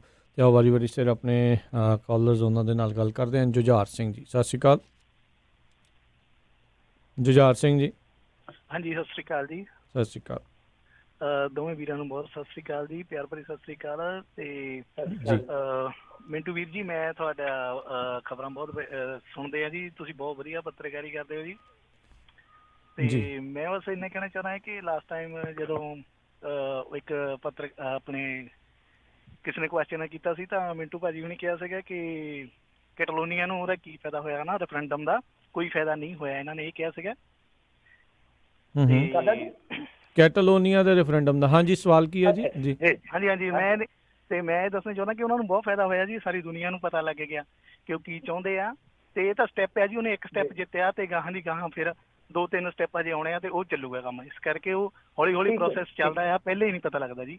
ਠੀਕ ਹੈ ਜੀ, ਓਕੇ ਜੀ, ਥੈਂਕ ਯੂ ਜੀ। ਥੈਂਕ ਯੂ ਜੀ ਚਲੋ ਹੋਪਫੁਲੀ ਉਹਨਾਂ ਦੀ ਜਿਹੜੀ ਸੁਣੀ ਜਾਵੇ। ਪਰ ਹਾਲ ਦੀ ਘੜੀ ਸਪੇਨ ਵਾਲੇ ਤਾਂ ਉਹ ਮੰਨਦੇ ਨਹੀਂ ਪਏ ਉਹਨਾਂ ਦੇ। ਇਨਫੈਕਟ ਕੈਟਲੋਨੀਆ ਦੇ ਮੈਂ ਦੇਖ ਰਿਹਾ ਸੀਗਾ ਵੀ ਉਹਨਾਂ ਦੇ ਜਿਹੜੇ ਲੀਡਰ ਵੀ ਸੀਗੇ ਉਹ ਵੀ ਹੁਣ ਉਹ ਉੱਥੋਂ ਇੱਕ ਹਿਸਾਬ ਦੇ ਨਾਲ ਪਰੇ ਹੋਏ ਸੀਗੇ ਵੀ ਕਿਤੇ ਉਹਨਾਂ ਦੀ ਫੜੋ ਫੜਾਈ ਜਿਹੜੀ ਬਹੁਤੀ ਨਾ ਹੋਵੇ। ਸੋ ਮੇਨ ਲੀਡਰ ਤਾਂ ਉਹਨਾਂ ਦਾ ਪਹਿਲਾਂ ਹੀ ਭੱਜ ਗਿਆ ਸੀਗਾ। ਜੀ ਸੋ ਇਹ ਆਈ ਡੋਂਟ ਨੋ ਕੀ ਬਣੂਗਾ, ਪਰ ਚਲੋ ਇਹ ਵੀ ਹਾਂ ਇਹ ਗੱਲ ਇਹਨਾਂ ਦੀ ਜ਼ਰੂਰ ਠੀਕ ਆ ਵੀ ਸਾਰੀ ਦੁਨੀਆ ਨੂੰ ਉਸ ਦੇ ਬਾਰੇ ਜਿਹੜਾ ਜ਼ਰੂਰ ਪਤਾ ਲੱਗ ਗਿਆ ਹੈਗਾ। ਹਰਬੰਸ ਸਿੰਘ ਜੀ, ਸਤਿ ਸ਼੍ਰੀ ਅਕਾਲ। ਹਰਬੰਸ ਜੀ। ਸਤਿ ਸ਼੍ਰੀ ਅਕਾਲ ਜੀ। ਸਤਿ ਸ਼੍ਰੀ ਅਕਾਲ ਜੀ। ਜਿਹੜਾ ਲਦਾਖ ਏਰੀਆ ਜੀ, ਇਹਦੇ ਵਿੱਚ ਕੋਈ ਸ਼ਹਿਰ ਵੀ ਹੈਗਾ, ਪਰ ਉੱਥੇ ਉਹ ਕੋਈ ਕਿੰਨੇ ਕੁ ਆਬਾਦੀ ਉੱਥੇ ਨਾਂ ਨੂੰ ਕੀ ਆ ਜਾਂ ਕੋਈ ਜਾਣਕਾਰੀ ਹੈ ਜਿੱਦਾਂ ਦੀ ਵੀ ਅੱਜ ਦੱਸਿਓ। ਜਿਹੜਾ ਹੁਣ ਨਵਾਂ UT ਬਣਾਇਆ ਉਹਨਾਂ ਨੇ ਲਦਾਖ ਦੇ ਵਿੱਚ, ਕਿੰਨੀ ਕੁ ਵਸੋਂ ਹੈ ਕੋਈ ਜਾਣਕਾਰੀ ਜੀ ਇਸ ਦੇ ਬਾਰੇ ਮਿੰਟੂ ਜੀ? ਕਾਦੀ ਜੀ? ਲਦਾਖ ਜਿਹੜਾ ਜੰਮੂ ਦੇ ਵਿੱਚੋਂ ਜਿਹੜੇ 3 ਹਿੱਸੇ ਜਿਹੜੇ ਕੀਤੇ ਸੀ ਉਹਦੇ ਵਿੱਚ ਜਿਹੜਾ ਲਦਾਖ ਵਾਲਾ ਇਲਾਕਾ ਆ, ਕੋਈ ਵੱਡੇ ਸ਼ਹਿਰ ਵੀ ਹੈਗੇ ਨੇ ਉੱਥੇ? ਹਾਂਜੀ, ਲੇਹ ਬਹੁਤ ਵੱਡਾ ਸ਼ਹਿਰ ਹੈ। ਕੀ ਪੋਪੂਲੇਸ਼ਨ ਜਾਣਨਾ ਚਾਹੁੰਦੇ ਹੋ ਕਿੰਨੀ? ਹਾਂਜੀ, ਕੀ ਆ ਉੱਥੇ ਮਤਲਬ ਕਿੰਨੇ ਕੁ ਲੋਕ ਹੈਗੇ ਨੇ? ਸ਼ਾਇਦ ਇਸ ਪਾਸੇ ਵੱਲ ਨੂੰ ਉਹਨਾਂ ਦੀ ਰੁਚੀ ਹੈਗੀ ਵੀ ਜਾਣਨਾ ਚਾਹੁੰਦੇ ਨੇ। ਦੇਖੋ ਲਦਾਖ ਦੀ ਪੋਪੂਲੇਸ਼ਨ ਜੇ ਤੁਸੀਂ ਦੇਖੋ, ਮੇਰੇ ਹਿਸਾਬ ਨਾਲ ਮੇਰਾ ਆਈਡੀਆ ਪੱਕਾ ਤਾਂ ਨਹੀਂ ਮੈਨੂੰ ਪਤਾ, ਲਾ ਲਓ ਕਿ ਕੁਝ ਲੱਖ ਹੋਣੀ ਹੈ, ਲਾ ਲਓ 3-4 ਲੱਖ ਦੇ ਕਰੀਬ ਹੋਵੇ, ਜ਼ਿਆਦਾ ਨਹੀਂ ਹੈ ਜੀ। ਜੀ ਦੀਪਿੰਦਰ ਜੀ, ਸਤਿ ਸ਼੍ਰੀ ਅਕਾਲ ਜੀ। ਸਤਿ ਸ਼੍ਰੀ ਅਕਾਲ ਜੀ। ਹਾਂਜੀ ਮਿੰਟੂ ਜੀ, ਸਤਿ ਸ਼੍ਰੀ ਅਕਾਲ ਜੀ। ਆਪਣਾ ਇੱਕ ਤੁਹਾਨੂੰ ਸਵਾਲ ਪੁੱਛਣਾ ਜੀ। ਇੱਕ ਤਾਂ ਮੈਂ ਅੱਜ ਖਬਰ ਪੜ੍ਹ ਰਿਹਾ ਸੀਗਾ, ਆਈ ਸੀਗੀ ਵੀ ਉਹ ਕਹਿੰਦੇ ਵੀ ਹੁਣ ਜਿਵੇਂ ਆਪਣੇ ਪੰਜਾਬ ਐਗਰੀਕਲਚਰ ਯੂਨੀਵਰਸਿਟੀ ਹੈ, ਉਹਨਾਂ ਨੇ ਜਿਹੜੀਆਂ ਐਡਮਿਸ਼ਨ ਦੇਣੀਆਂ ਮੈਨੂੰ ਲੱਗਦਾ BSc 'ਚ ਜਾਂ ਹੋਰ 'ਚ, ਉਹ ਨੰਬਰਾਂ ਦੇ ਬੇਸ 'ਤੇ ਦੇ ਦੇਣੀਆਂ। ਵੀ ਉਹਨਾਂ ਨੇ ਜਿਹੜਾ ਐਂਟਰੈਂਸ ਟੈਸਟ ਆ ਬੰਦ ਕਰਤਾ, ਆਈ ਥਿੰਕ 10ਵੀਂ ਜਾਂ 12ਵੀਂ ਦੇ ਨੰਬਰਾਂ ਦੇ ਬੇਸ 'ਤੇ। ਉਹ ਪੇਰੈਂਟਸ ਨੇ ਰੌਲਾ ਨਹੀਂ ਪਾਉਣਾ, ਕਿਉਂਕਿ ਜਿਹੜੇ +2 ਜਾਂ ਇਹ ਹੁੰਦੇ ਆ, ਇਹ ਪੇਪਰ ਹੁੰਦੇ ਆ, ਇਹਨਾਂ 'ਚ ਤਾਂ ਬਹੁਤ ਥਾਵਾਂ 'ਤੇ ਨਕਲ ਚੱਲਦੀ ਹੈ। ਇਹਨਾਂ ਦੀ ਕੋਈ ਕਿਤੇ ਨਕਲਵਾ ਕੇ ਸਿਫਾਰਸ਼ੀ ਜਵਾਕ +2 ਕਰ ਜਾਂਦੇ ਆ ਜਾਂ ਹੋਰ ਹੁੰਦੇ ਆ। ਤੇ ਦੂਜਾ ਤੁਹਾਨੂੰ ਇਹ ਪੁੱਛਣਾ ਸੀ, ਆਪਣੇ ਪੰਜਾਬ 'ਚ ਸੋਲਰ ਦਾ ਕਿੰਨਾ ਕੁ ਹੈਗਾ ਕੰਮ? ਮੈਨੂੰ ਲੱਗਦਾ ਪਿਛਲੀ ਸਰਕਾਰ ਵੇਲੇ ਉਹਨਾਂ ਨੇ ਇੱਕ ਸਕੀਮ ਜੀ ਵੀ ਕੱਢੀ ਸੀਗੀ ਵੀ NRIਆਂ ਨੂੰ ਕਹਿੰਦੇ ਸੀ ਤੁਸੀਂ ਆਪਦੀ ਜ਼ਮੀਨ ਦੇ ਦਿਓ ਲੀਜ਼ ਤੇ, ਪਤਾ ਨਹੀਂ 20 ਸਾਲਾਂ ਲਈ ਕਿ 30 ਸਾਲਾਂ ਲਈ, ਉੱਥੇ ਸੋਲਰ ਪਲਾਂਟ ਲਾਵਾਂਗੇ। ਤੇ ਕੋਈ ਉਹਦਾ ਸੋਲਰ ਦਾ ਕੁਝ ਚੱਲਿਆ ਕਿ ਬਸ ਬਿਆਨ ਹੀ ਸੀਗੇ ਜੀ? ਦੇਖੋ, ਜਿਹੜਾ ਤੁਹਾਡਾ ਪਹਿਲਾ ਸਵਾਲ ਹੈ ਨਾ, ਇਹਦਾ ਮੈਨੂੰ ਨਹੀਂ ਪਤਾ ਕਿ ਕਿੱਥੋਂ ਖਬਰ ਆਈ ਆ। ਹਾਲ ਦੀ ਘੜੀ ਤਾਂ ਦੇਖੋ ਪੈਟਰਨ ਤਾਂ ਇਹਨਾਂ ਨੇ ਸਾਰਾ ਟੋਟਲੀ ਬਦਲਣਾ, ਕਿਉਂਕਿ ਨਵੀਂ ਐਜੂਕੇਸ਼ਨ ਪਾਲਿਸੀ ਆ ਗਈ ਆ। +2 ਨੂੰ ਇਹਨਾਂ ਨੇ 10+2 ਨੂੰ ਵੰਡ ਦਿੱਤਾ, 5+3+3 +4 ਇਸ ਤਰ੍ਹਾਂ ਕਰਕੇ, ਠੀਕ ਹੈ ਨਾ ਜੀ। ਉਹ ਸਾਰਾ ਹੀ ਬਦਲਿਆ ਹੋਇਆ। ਉਹ ਕੱਲ ਵੀ ਆਪਾਂ ਗੱਲ ਕੀਤੀ ਸੀਗੀ, ਤਾਂ ਉਹਦੇ ਵਿੱਚ ਕਿਸ ਤਰ੍ਹਾਂ ਇੰਪਲੀਮੈਂਟ ਹੁੰਦੇ ਆ ਗਾਂ ਸਾਰੇ ਜਿਹੜੇ ਇਹਨਾਂ ਦੇ ਫਾਰਮੂਲੇ ਆ, ਵੇਖਣਾ ਪਊਗਾ ਕਿ ਬਹੁਤ ਕੁਝ ਬਦਲ ਜਾਣਾ ਆਉਣ ਵਾਲੇ 50-10 ਸਾਲਾਂ ਦੇ ਵਿੱਚ। ਮੇਰਾ ਤੇ ਆਪਦਾ ਜੀ ਕਰਦਾ ਕਿ ਇਸ ਦੌਰ ਦੇ ਵਿੱਚ ਜੰਮੇ ਹੁੰਦੇ ਸਕੂਲ ਜਾਂਦੇ ਤੇ ਕੋਈ ਫਿਕਰ ਹੀ ਹੈ ਨੀਗਾ ਪਾਸ ਹੋਣ ਦਾ, ਕੋਈ ਵਿਸ਼ਾ ਚੁਣਨ ਦਾ। ਇਹ ਨਹੀਂ ਹੈ ਕਿ ਇੱਕ ਵਾਰੀ ਚੁਣ ਲਿਆ ਤੇ ਮੁੜ ਕੇ ਤੁਸੀਂ ਉਹਦੇ ਨਾਲ ਹੀ ਤੁਰੇ ਜਾਣਾ। ਕੋਈ ਆਰਟਸ ਕਮਰਸ ਕੋਈ ਐਸਾ ਕੁਛ ਨਹੀਂ, ਬੰਦਿਸ਼ ਨਹੀਂ ਹੈ। ਸੋ ਇਹ ਚੀਜ਼ ਹੈਗੀ ਆ। ਤਾਂ ਦੂਜਾ ਜਿਹੜਾ ਤੁਸੀਂ ਆਖਿਆ ਕਿ ਮੇਰੇ ਖਿਆਲ ਦੇ ਨਾਲ ਭੁੱਲ ਗਿਆ, ਬੜਾ ਜਿਹਾ ਮੈਨੂੰ ਯਾਦ ਕਰਾਓ ਜੇ ਤੁਹਾਨੂੰ ਯਾਦ ਆ। ਕੀ ਕਿਹਾ ਸੀਗਾ ਦੀਪਿੰਦਰ ਜੀ ਤੁਸੀਂ ਦੂਜੀ ਗੱਲ? ਉਹ ਸੋਲਰ ਬਾਰੇ ਸੋਲਰ ਬਾਰੇ ਜੀ। ਸੋਲਰ, ਹਾਂਜੀ। ਸੋਲਰ ਉਦੋਂ ਬਹੁਤ ਤਕੜੇ ਲੱਗੇ ਆ, 2 ਤੇ ਮੇਰੇ ਇਲਾਕੇ 'ਚ ਲੱਗੇ ਲਾ ਲਓ 100 ਕਿੱਲੇ 'ਚ ਹੋਣੇ ਆ ਘੱਟੋ ਘੱਟ। ਇੱਕ ਹੈਗਾ ਸਿੱਖ ਵਾਲਾ ਪਿੰਡ ਦੇ ਵਿੱਚ, ਇੱਕ ਹੈਗਾ ਭਰਾ ਪਿੰਡ ਹੈਗਾ ਜੀ ਬਾਣ ਵਾਲਾ, ਉੱਥੇ ਲੱਗਾ ਸੀ। ਦੋਵਾਂ ਦੇ ਉਦਘਾਟਨ ਦੇ ਮੌਕੇ, ਕਿਉਂਕਿ ਉਦੋਂ ਮੈਂ ਅਖਬਾਰ 'ਚ ਕੰਮ ਕਰਦਾ ਹੁੰਦਾ ਸੀ, ਦੋਵਾਂ ਦੇ ਉਦਘਾਟਨ ਮੌਕੇ ਮਜੀਠੀਆ ਸਾਹਿਬ ਆਏ ਸਨ, ਕਿਉਂਕਿ ਉਦੋਂ ਮਿਨਿਸਟਰ ਸੀਗੇ, ਉਹ ਮੇਰੇ ਖਿਆਲ ਦੇ ਨਾਲ ਐਨਰਜੀ ਮਿਨਿਸਟਰ ਸੀਗੇ, ਤੇ ਉਸ ਤੋਂ ਇਲਾਵਾ ਸੁਖਬੀਰ ਸਿੰਘ ਬਾਦਲ ਵੀ ਆਏ ਸੀ ਦੋਵਾਂ ਹੀ ਮੌਕਿਆਂ ਤੇ ਸ਼ਾਇਦ ਇੱਕੋ ਦਿਨ ਸੀਗੇ, ਪਤਾ ਨਹੀਂ ਮੈਨੂੰ ਚੇਤਾ ਨਹੀਂ। ਤਾਂ 2 ਵੱਡੇ ਪ੍ਰੋਜੈਕਟ ਲੱਗੇ ਸੀ ਜਿਹੜੇ ਅੱਜ ਵੀ ਚੱਲਦੇ ਆ। ਔਰ ਇਸ ਤੋਂ ਇਲਾਵਾ ਸਾਡੇ ਇਲਾਕੇ 'ਚ ਬਠਿੰਡੇ ਜਿਹੜਾ ਥਰਮਲ ਬੰਦ ਹੋਇਆ, ਉੱਥੋਂ ਉਰਾਂ ਨੂੰ ਜਦੋਂ ਆਉਂਦੇ ਆ ਉਰਲੀ ਸਾਈਡ ਨੂੰ 15-20 ਕਿਲੋਮੀਟਰ, ਇੱਥੇ ਬਹੁਤ ਵੱਡਾ ਅਡਾਨੀ ਨੇ ਲਾਇਆ ਹੋਇਆ, ਅਡਾਨੀ ਕੰਪਨੀ ਨੇ, ਤਾਂ ਉਹ ਸਾਰੀ ਬਿਜਲੀ ਜਿਹੜੀ ਵੇਚੀ ਜਾਂਦੀ ਹੈ। ਤਾਂ ਜਿਹੜਾ ਬੰਦਾ ਸ਼ਖਸ ਉਦੋਂ ਆਇਆ ਸੀਗਾ ਸਾਡੇ ਏਰੀਏ 'ਚ ਲੱਗੇ ਜਿਹੜੇ 2 ਪ੍ਰੋਜੈਕਟ ਵੱਡੇ, ਅਸੀਂ ਉਦੋਂ ਪ੍ਰੈਸ ਕਾਨਫਰੰਸ ਕੀਤੀ ਸੀ ਤੇ ਸਾਨੂੰ ਬਰੀਫਿੰਗ ਉਹਨਾਂ ਨੇ ਕੀਤੀ ਸੀ, ਸ਼ਾਇਦ ਉਹ US ਤੋਂ ਹੀ ਗਏ ਸਨ, ਉਹਨਾਂ ਨੂੰ ਪੱਕਾ ਨਹੀਂ ਯਾਦ, ਮਤਲਬ ਕਿ ਫੋਰਨਰ ਹੀ ਸਨ ਜਿਨ੍ਹਾਂ ਨੇ ਜਾ ਕੇ ਉਹ ਸਾਰਾ ਕੰਮਕਾਰ ਸੰਭਾਲਿਆ ਸੀਗਾ। ਤਾਂ ਕਾਫੀ ਅੱਛੀ ਖਾਸੀ ਜਾਣਕਾਰੀ ਵੀ ਦਿੱਤੀ ਸੀਗੀ। ਯਾਨੀ ਸੋਲਰ ਵਾਲੇ ਪਾਸੇ ਇੰਡੀਆ ਵੱਧ ਰਿਹਾ। ਆਉਣ ਵਾਲੇ ਸਮੇਂ ਦੇ ਵਿੱਚ ਤੇ ਇਹ ਯਤਨ ਕਰਦੇ ਪਏ ਆ ਕਿ ਅਸੀਂ ਮਤਲਬ ਕਿ ਇੱਕ ਸੋਲਰ ਪਾਵਰ ਬਣ ਜਾਈਏ ਤੇ ਉਹਨੂੰ ਮਤਲਬ ਕਿ ਫਿਰ ਵਪਾਰਕ ਹਿੱਤਾਂ ਵਾਸਤੇ ਵਰਤੀਏ। ਇੰਡੀਆ ਤੇ ਇੱਥੋਂ ਤੱਕ ਸੋਚ ਕੇ ਚੱਲ ਰਿਹਾ। ਤਾਂ ਆਉਣ ਵਾਲੇ ਸਮੇਂ 'ਚ ਇਹਦਾ ਸਕੋਪ ਮੇਰੇ ਖਿਆਲ ਦੇ ਨਾਲ ਹੈ, ਇੰਡੀਆ ਦੇ ਵਿੱਚ ਹੈ, ਪੰਜਾਬ ਦੇ ਵਿੱਚ ਵੀ ਹੈ। ਬਹੁਤ ਸਾਰੇ ਲੋਕ ਹੈ ਜਿਹੜੇ ਉਹ ਲੈ ਰਹੇ ਆ ਸੋਲਰ, ਜਿਹਨੂੰ ਆਪਾਂ ਕਨੈਕਸ਼ਨ ਕਹਾਂਗੇ। ਮੇਰੇ ਨਾਲ ਹੀ ਇੱਕ ਘਰ ਆ, ਸਾਡੇ ਖੇਤਾਂ ਦੇ ਨਾਲ ਹੀ ਇੱਕ ਘਰ ਆ, ਉਹਨਾਂ ਨੇ ਵੀ ਲੈ ਰੱਖਿਆ। ਸੋ ਇਹ ਮਤਲਬ ਕਿ ਇੰਨਾ ਹੈ ਨਹੀਂਗਾ ਕਿ ਬੁਰਾ ਐਕਸਪੀਰੀਅੰਸ ਨਹੀਂ ਹੈ ਕਿ ਪ੍ਰੋਜੈਕਟ ਜਿਹੜੇ ਵੱਡੇ ਲਾਏ ਤੇ ਪਿੱਟ ਗਏ ਆ, ਲੈ ਜਾਂਦੇ, ਕਿਉਂਕਿ ਇਹਨਾਂ ਦੇ ਕੰਟਰੈਕਟ ਹੁੰਦੇ ਆ ਤੇ ਕੰਟਰੈਕਟ ਜਿਹੜੇ ਆ ਫਿਰ ਉਹ ਅੱਗਾ ਚੱਲੀ ਜਾਂਦੇ ਆ।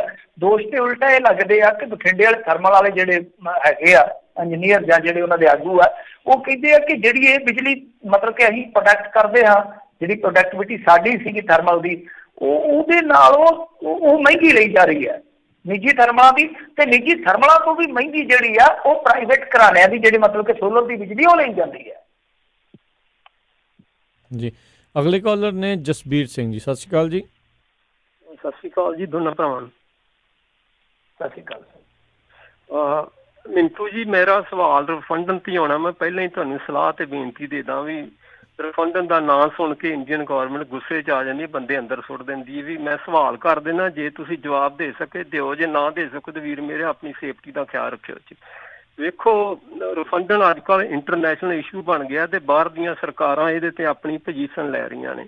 ਤੇ ਕੁਝ ਦਿਨ ਪਹਿਲਾਂ ਹੀ ਕੈਨੇਡਾ ਦੀ ਸਰਕਾਰ ਨੇ ਕਿਸੇ ਇੰਡੀਅਨ ਡਿਪਲੋਮੈਟ ਦੀ ਈਮੇਲ ਦਾ ਜਵਾਬ ਦਿੰਦਿਆਂ ਕਿਹਾ ਵੀ ਕੈਨੇਡਾ ਦੇ ਵਿੱਚ ਜਿਹੜਾ ਰਿਫੰਡਨ ਹੋ ਰਿਹਾ, ਵੀ ਇਹ ਰਿਫੰਡਨ ਨੂੰ ਅਸੀਂ ਇਹਦੇ ਰਿਜ਼ਲਟਾਂ ਨੂੰ ਅਸੀਂ ਰੁਕਨਾਈਜ਼ ਨਹੀਂ ਕਰਾਂਗੇ, ਜਾਣੀ ਕਿ ਮਾਨਤਾ ਨਹੀਂ ਚਾਹਾਂਗੇ। ਇਸ ਤੋਂ ਮਗਰੋਂ ਇੰਡੀਆ ਦੇ ਵਿੱਚ ਬੜੀ ਖੁਸ਼ੀ ਮਨਾਈ ਜਾ ਰਹੀ ਹੈ। ਕੈਪਟਨ ਅਮਰਿੰਦਰ ਸਿੰਘ ਨੇ ਧੰਨਵਾਦ ਕੀਤਾ ਟਰੂਡੋ ਦਾ, ਤੇ ਜਿਹੜੇ ਲੁਧਿਆਣੇ ਤੋਂ ਮੈਂਬਰ ਪਾਰਲੀਮੈਂਟ ਨੇ ਬਿੱਟੂ ਸਾਹਿਬ, ਉਹਨੇ ਤਾਂ ਕਿਹਾ ਵੀ ਹੁਣ ਅਗਲੀ ਵਾਰੀ ਆਪਣੇ ਡੋਨਲਡ ਟਰੰਪ ਨੇ ਸਾਡੇ ਹਵਾਲੇ ਕਰ ਦੇਣਾ ਹੱਥ ਖੜੀਆਂ ਲਾ ਕੇ ਆਪਣਾ ਸਿੱਖ ਫॉर ਜਸਟਿਸ ਦੇ ਆਪਣੇ ਵਕੀਲ ਪੰਨੂ ਸਾਹਿਬ ਨੂੰ। ਤੇ ਮੇਰਾ ਸਵਾਲ ਇਹ ਵੀ ਇਹ ਵੇਖੋ, ਕੈਨੇਡਾ ਦੀ ਇਹਨੇ ਜਿਹੜਾ ਜਵਾਬ ਦਿੱਤਾ ਬੜਾ ਬੈਲੈਂਸ ਨਾਲ ਦਿੱਤਾ। ਉਹਨਾਂ ਦੇ ਨਾਂ ਤੇ ਰਿਫੰਡਨ ਨੂੰ ਰੋਕਿਆ, ਇਹਦੀ ਪ੍ਰਕਿਰਿਆ ਨੂੰ, ਇਹ ਸਾਰੀਆਂ ਜਿਹੜੀਆਂ ਇਹਨਾਂ ਦੀਆਂ ਲਾਅ ਐਨਫੋਰਸਮੈਂਟਸ ਨੇ ਉਹ ਕਰ ਰਹੀਆਂ। ਰਿਫੰਡਨ ਵੀ ਹੋ ਰਿਹਾ। ਉਹਨਾਂ ਨੇ ਆਪਣੇ ਬਿਜ਼ਨਸ ਰੱਖਣ ਨੂੰ ਇੰਨਾ ਕਿਹਾ ਵੀ ਦਰਅਸਲ ਭਾਰਤ ਸਰਕਾਰ ਦੀ ਤੇ ਮੰਗ ਇਹ ਸੀਗੀ ਵੀ ਜਿਹੜਾ ਰਿਫੰਡਨ ਦੀ ਪੂਰੀ ਪ੍ਰਕਿਰਿਆ ਇਹਨੂੰ ਬੰਦ ਕੀਤਾ ਜਾਏ। ਤੇ ਇਹਦੇ ਬਾਰੇ ਜੇ ਤੁਸੀਂ ਕਹਿ ਸਕਦੇ ਤਾਂ ਕਹੋ, ਵਰਨਾ ਨਾ ਨਹੀਂ ਕਹੋ, ਮਿਹਰਬਾਨੀ। ਨਹੀਂ ਦੇਖੋ, ਪਹਿਲੀ ਗੱਲ ਤੇ ਇਹ ਹੈ ਕਿ ਜਿਹੜੀ ਗੱਲ ਆਪਾਂ ਕਹਿ ਸਕਦੇ ਹਾਂ ਜ਼ਰੂਰ ਕਹਾਂਗੇ, ਕੋਈ ਵੱਡੀ ਗੱਲ ਨਹੀਂ ਹੈ। ਦੇਖੋ, ਜੇ ਕਿਸੇ ਨੇ ਅੰਦਰ ਸੁੱਟਣਾ ਹੈ ਤਾਂ ਸਰਦਾਰ ਜੀ ਉਹ ਕਿਸੇ ਵੀ ਗਲਤੀ ਤੇ ਸੁੱਟ ਦੇਣਾ, ਸੁੱਟਣ ਤੇ ਆਏ ਤੇ ਚੁੱਪ ਬੈਠੇ ਨੂੰ ਵੀ ਸੁੱਟ ਦੇਣਾ, ਤਾਂ ਚੁੱਪ ਕਾਹਤੋਂ ਬੈਠਣਾ। ਤਾਂ ਦੇਖੋ, ਜੋ ਮਰਜ਼ੀ ਹੈ, ਮੈਂ ਹਮੇਸ਼ਾ ਕਹਿੰਦਾ ਕਿ ਜਿਸ ਤਰ੍ਹਾਂ ਤੁਹਾਨੂੰ ਠੀਕ ਲੱਗਦਾ ਤੁਸੀਂ ਕਰੋ। ਪਰ ਗੱਲ ਇਹ ਆ ਕਿ ਠੀਕ ਆ ਕਿ ਇਹਨਾਂ ਦੇ ਪੱਖ ਦੇ ਵਿੱਚ ਕੈਨੇਡਾ ਨੇ ਤਕਰੀਬਨ ਉਹ ਜੋ ਈਮੇਲ ਭੇਜਿਆ ਉਹ ਅਸਲ ਦੇ ਵਿੱਚ ਡਿਪਲੋਮੈਟ ਨੇ ਨਹੀਂ ਸੀ ਭੇਜਿਆ, ਉਹ ਹਿੰਦੁਸਤਾਨ ਟਾਈਮਜ਼ ਵਾਲਿਆਂ ਨੇ ਭੇਜਿਆ ਸੀਗਾ ਉਹਨਾਂ ਦਾ ਸਟੈਂਡ ਜਾਣਨ ਵਾਸਤੇ। ਉਹਨਾਂ ਨੇ ਕਿਹਾ ਸੀਗਾ ਕਿ ਅਸੀਂ ਰੈਕੋਗਨਾਈਜ਼ ਨਹੀਂ ਕਰਦੇ। ਤਾਂ ਦੂਸਰੇ ਪਾਸੇ ਮੇਰੇ ਖਿਆਲ ਦੇ ਨਾਲ UK ਨੂੰ ਵੀ ਭੇਜਿਆ ਗਿਆ ਸੀਗਾ।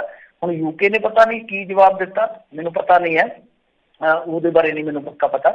UK ਨੂੰ ਵੀ ਇਹਨਾਂ ਨੇ ਭੇਜਿਆ ਸੀਗਾ, ਉਦੋਂ ਮੈਂ ਖਬਰਾਂ 'ਚ ਸੁਣ ਰਿਹਾ ਸੀਗਾ। ਚਲੋ, ਇਹ ਤਾਂ ਫਿਰ ਹੁਣ ਜੇ ਕੌਮਾਂਤਰੀ ਕੂਟਨੀਤੀ ਹੈ ਸਰਦਾਰ ਸਾਹਿਬ, ਤਾਂ ਇਹਦੇ ਵਿੱਚ ਪਤਾ ਲੱਗ ਜੂਗਾ ਕਿ ਕੌਮਾਂਤਰੀ ਕੂਟਨੀਤੀ ਦੇ ਵਿੱਚ ਕੌਣ ਕਿੱਥੇ ਠਹਿਰਦਾ। ਕਿਉਂਕਿ ਇੰਡੀਆ ਇਸ ਟਾਈਮ, ਉਹ ਤਾਂ ਤੁਹਾਨੂੰ ਵੀ ਮੰਨਣਾ ਪਏਗਾ, ਮੈਂ ਵੀ ਮੰਨਾਂਗਾ ਕਿ ਇੰਡੀਆ ਅੱਜ ਤੋਂ 20 ਸਾਲ 30 ਸਾਲ ਪੁਰਾਣੀ ਹਸਤੀ ਨਹੀਂ ਰੱਖਦਾ। ਕੂਟਨੀਤਿਕ ਲਿਹਾਜ਼ ਨਾਲ ਜੇ ਆਪਾਂ ਦੇਖੀਏ ਅੱਜ ਉਹਦਾ ਥੋੜਾ ਮੁੱਲ ਆ। ਕੌਮਾਂਤਰੀ ਕੂਟਨੀਤੀ ਦੇ ਵਿੱਚ ਅੱਜ ਥੋੜੀ ਜਿਹੀ ਉਹਦੀ ਮਹੱਤਤਾ, ਜਿਵੇਂ ਤੁਸੀਂ ਕੈਨੇਡਾ ਦੇ ਪੱਖ ਤੋਂ ਤੁਸੀਂ ਕਹਿ ਕੇ ਗਏ ਹੋ ਕਿ ਉਹਨਾਂ ਦਾ ਭਾਈ ਕਿ ਵਪਾਰਕ ਇੰਟਰਸਟ ਹੈ, ਉਹ ਇਸ ਤਰ੍ਹਾਂ ਨਹੀਂ ਕਰ ਸਕਦੇ, ਤਾਂ US ਦਾ ਵੀ ਹੈ। ਠੀਕ ਆ ਕਿ US ਸਾਹਿਬ ਦੇ ਹਿਸਾਬ ਕਿਤਾਬ ਨਾਲ ਚੱਲਦਾ, US ਨੇ ਵੀ ਆਪਣੇ ਬਾਜ਼ਾਰ ਦੇਖਣੇ ਆ।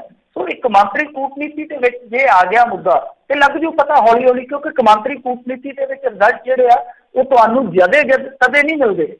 ਉਹ ਬਹੁਤ ਹੌਲੇ ਹੌਲੇ, ਬਹੁਤ ਜਿੱਦਾਂ ਕਹੀਏ ਕਿ ਛਣ ਕੇ ਸਾਡੇ ਸਾਹਮਣੇ ਆਉਂਦੇ ਆ ਤੇ ਲੱਗ ਜੂ ਪਤਾ, ਕਿਉਂਕਿ ਹਾਲੇ ਸਮਾਂ ਕਾਫੀ ਪਿਆ ਕਿ US ਹੈ ਜਿਹੜਾ ਉਹ ਕੀ ਇਨ ਦੀ ਐਂਡ ਇੰਡੀਆ ਦੇ ਹੱਕ 'ਚ ਭੁਗਤਦਾ ਜਾਂ ਰੈਫਰੈਂਡਮ ਵਾਲਿਆਂ ਦੇ ਹੱਕ 'ਚ ਭੁਗਤਦਾ, ਜਾਂ ਇੰਡੀਆ ਜਿਹੜਾ ਉਹ ਬਿਲਕੁਲ ਇਸ ਮੁਹਿੰਮ ਨੂੰ ਸਪਰੈਸ ਕਰ ਪਾਉਂਦਾ ਜਾਂ ਨਹੀਂ ਕਰ ਪਾਉਂਦਾ, ਇਹ ਬਾਅਦ ਦੀ ਗੱਲ ਹੈ। ਪਰ ਹਾਲ ਦੀ ਘੜੀ ਕੂਟਨੀਤੀ ਤਾਂ ਕੌਮਾਂਤਰੀ ਪੱਧਰ ਤੇ ਪਹੁੰਚੀ, ਇਹ ਮੰਨਣਾ ਪਊ ਆਪਾਂ ਜੀ। ਇਹਦੇ ਵਿੱਚ ਇਹੀ ਨਹੀਂ ਮਿੰਟੂ ਜੀ, ਮੈਂ ਵੀ ਐਡ ਕਰਨਾ ਚਾਹੁੰਦਾ ਆ ਵੀ ਰੈਫਰੈਂਡਮ ਤਾਂ ਚਲੋ ਇਹ ਪਤਾ ਨਹੀਂ ਹੋਣਾ ਆ, ਉਹਨਾਂ ਨੇ ਹੋਣ ਦੇਣਾ ਜਾਂ ਨਹੀਂ ਹੋਣ ਦੇਣਾ, ਜਿੱਦਾਂ ਦੇ ਹਾਲਾਤ ਆ ਉਹਨਾਂ ਨੇ ਤਾਂ ਜਿਹੜਾ ਪੂਰਾ ਜ਼ੋਰ ਜਿਹੜਾ ਉਹ ਲਾਇਆ ਹੀ ਆ ਵੀ ਨਾ ਹੋਵੇ।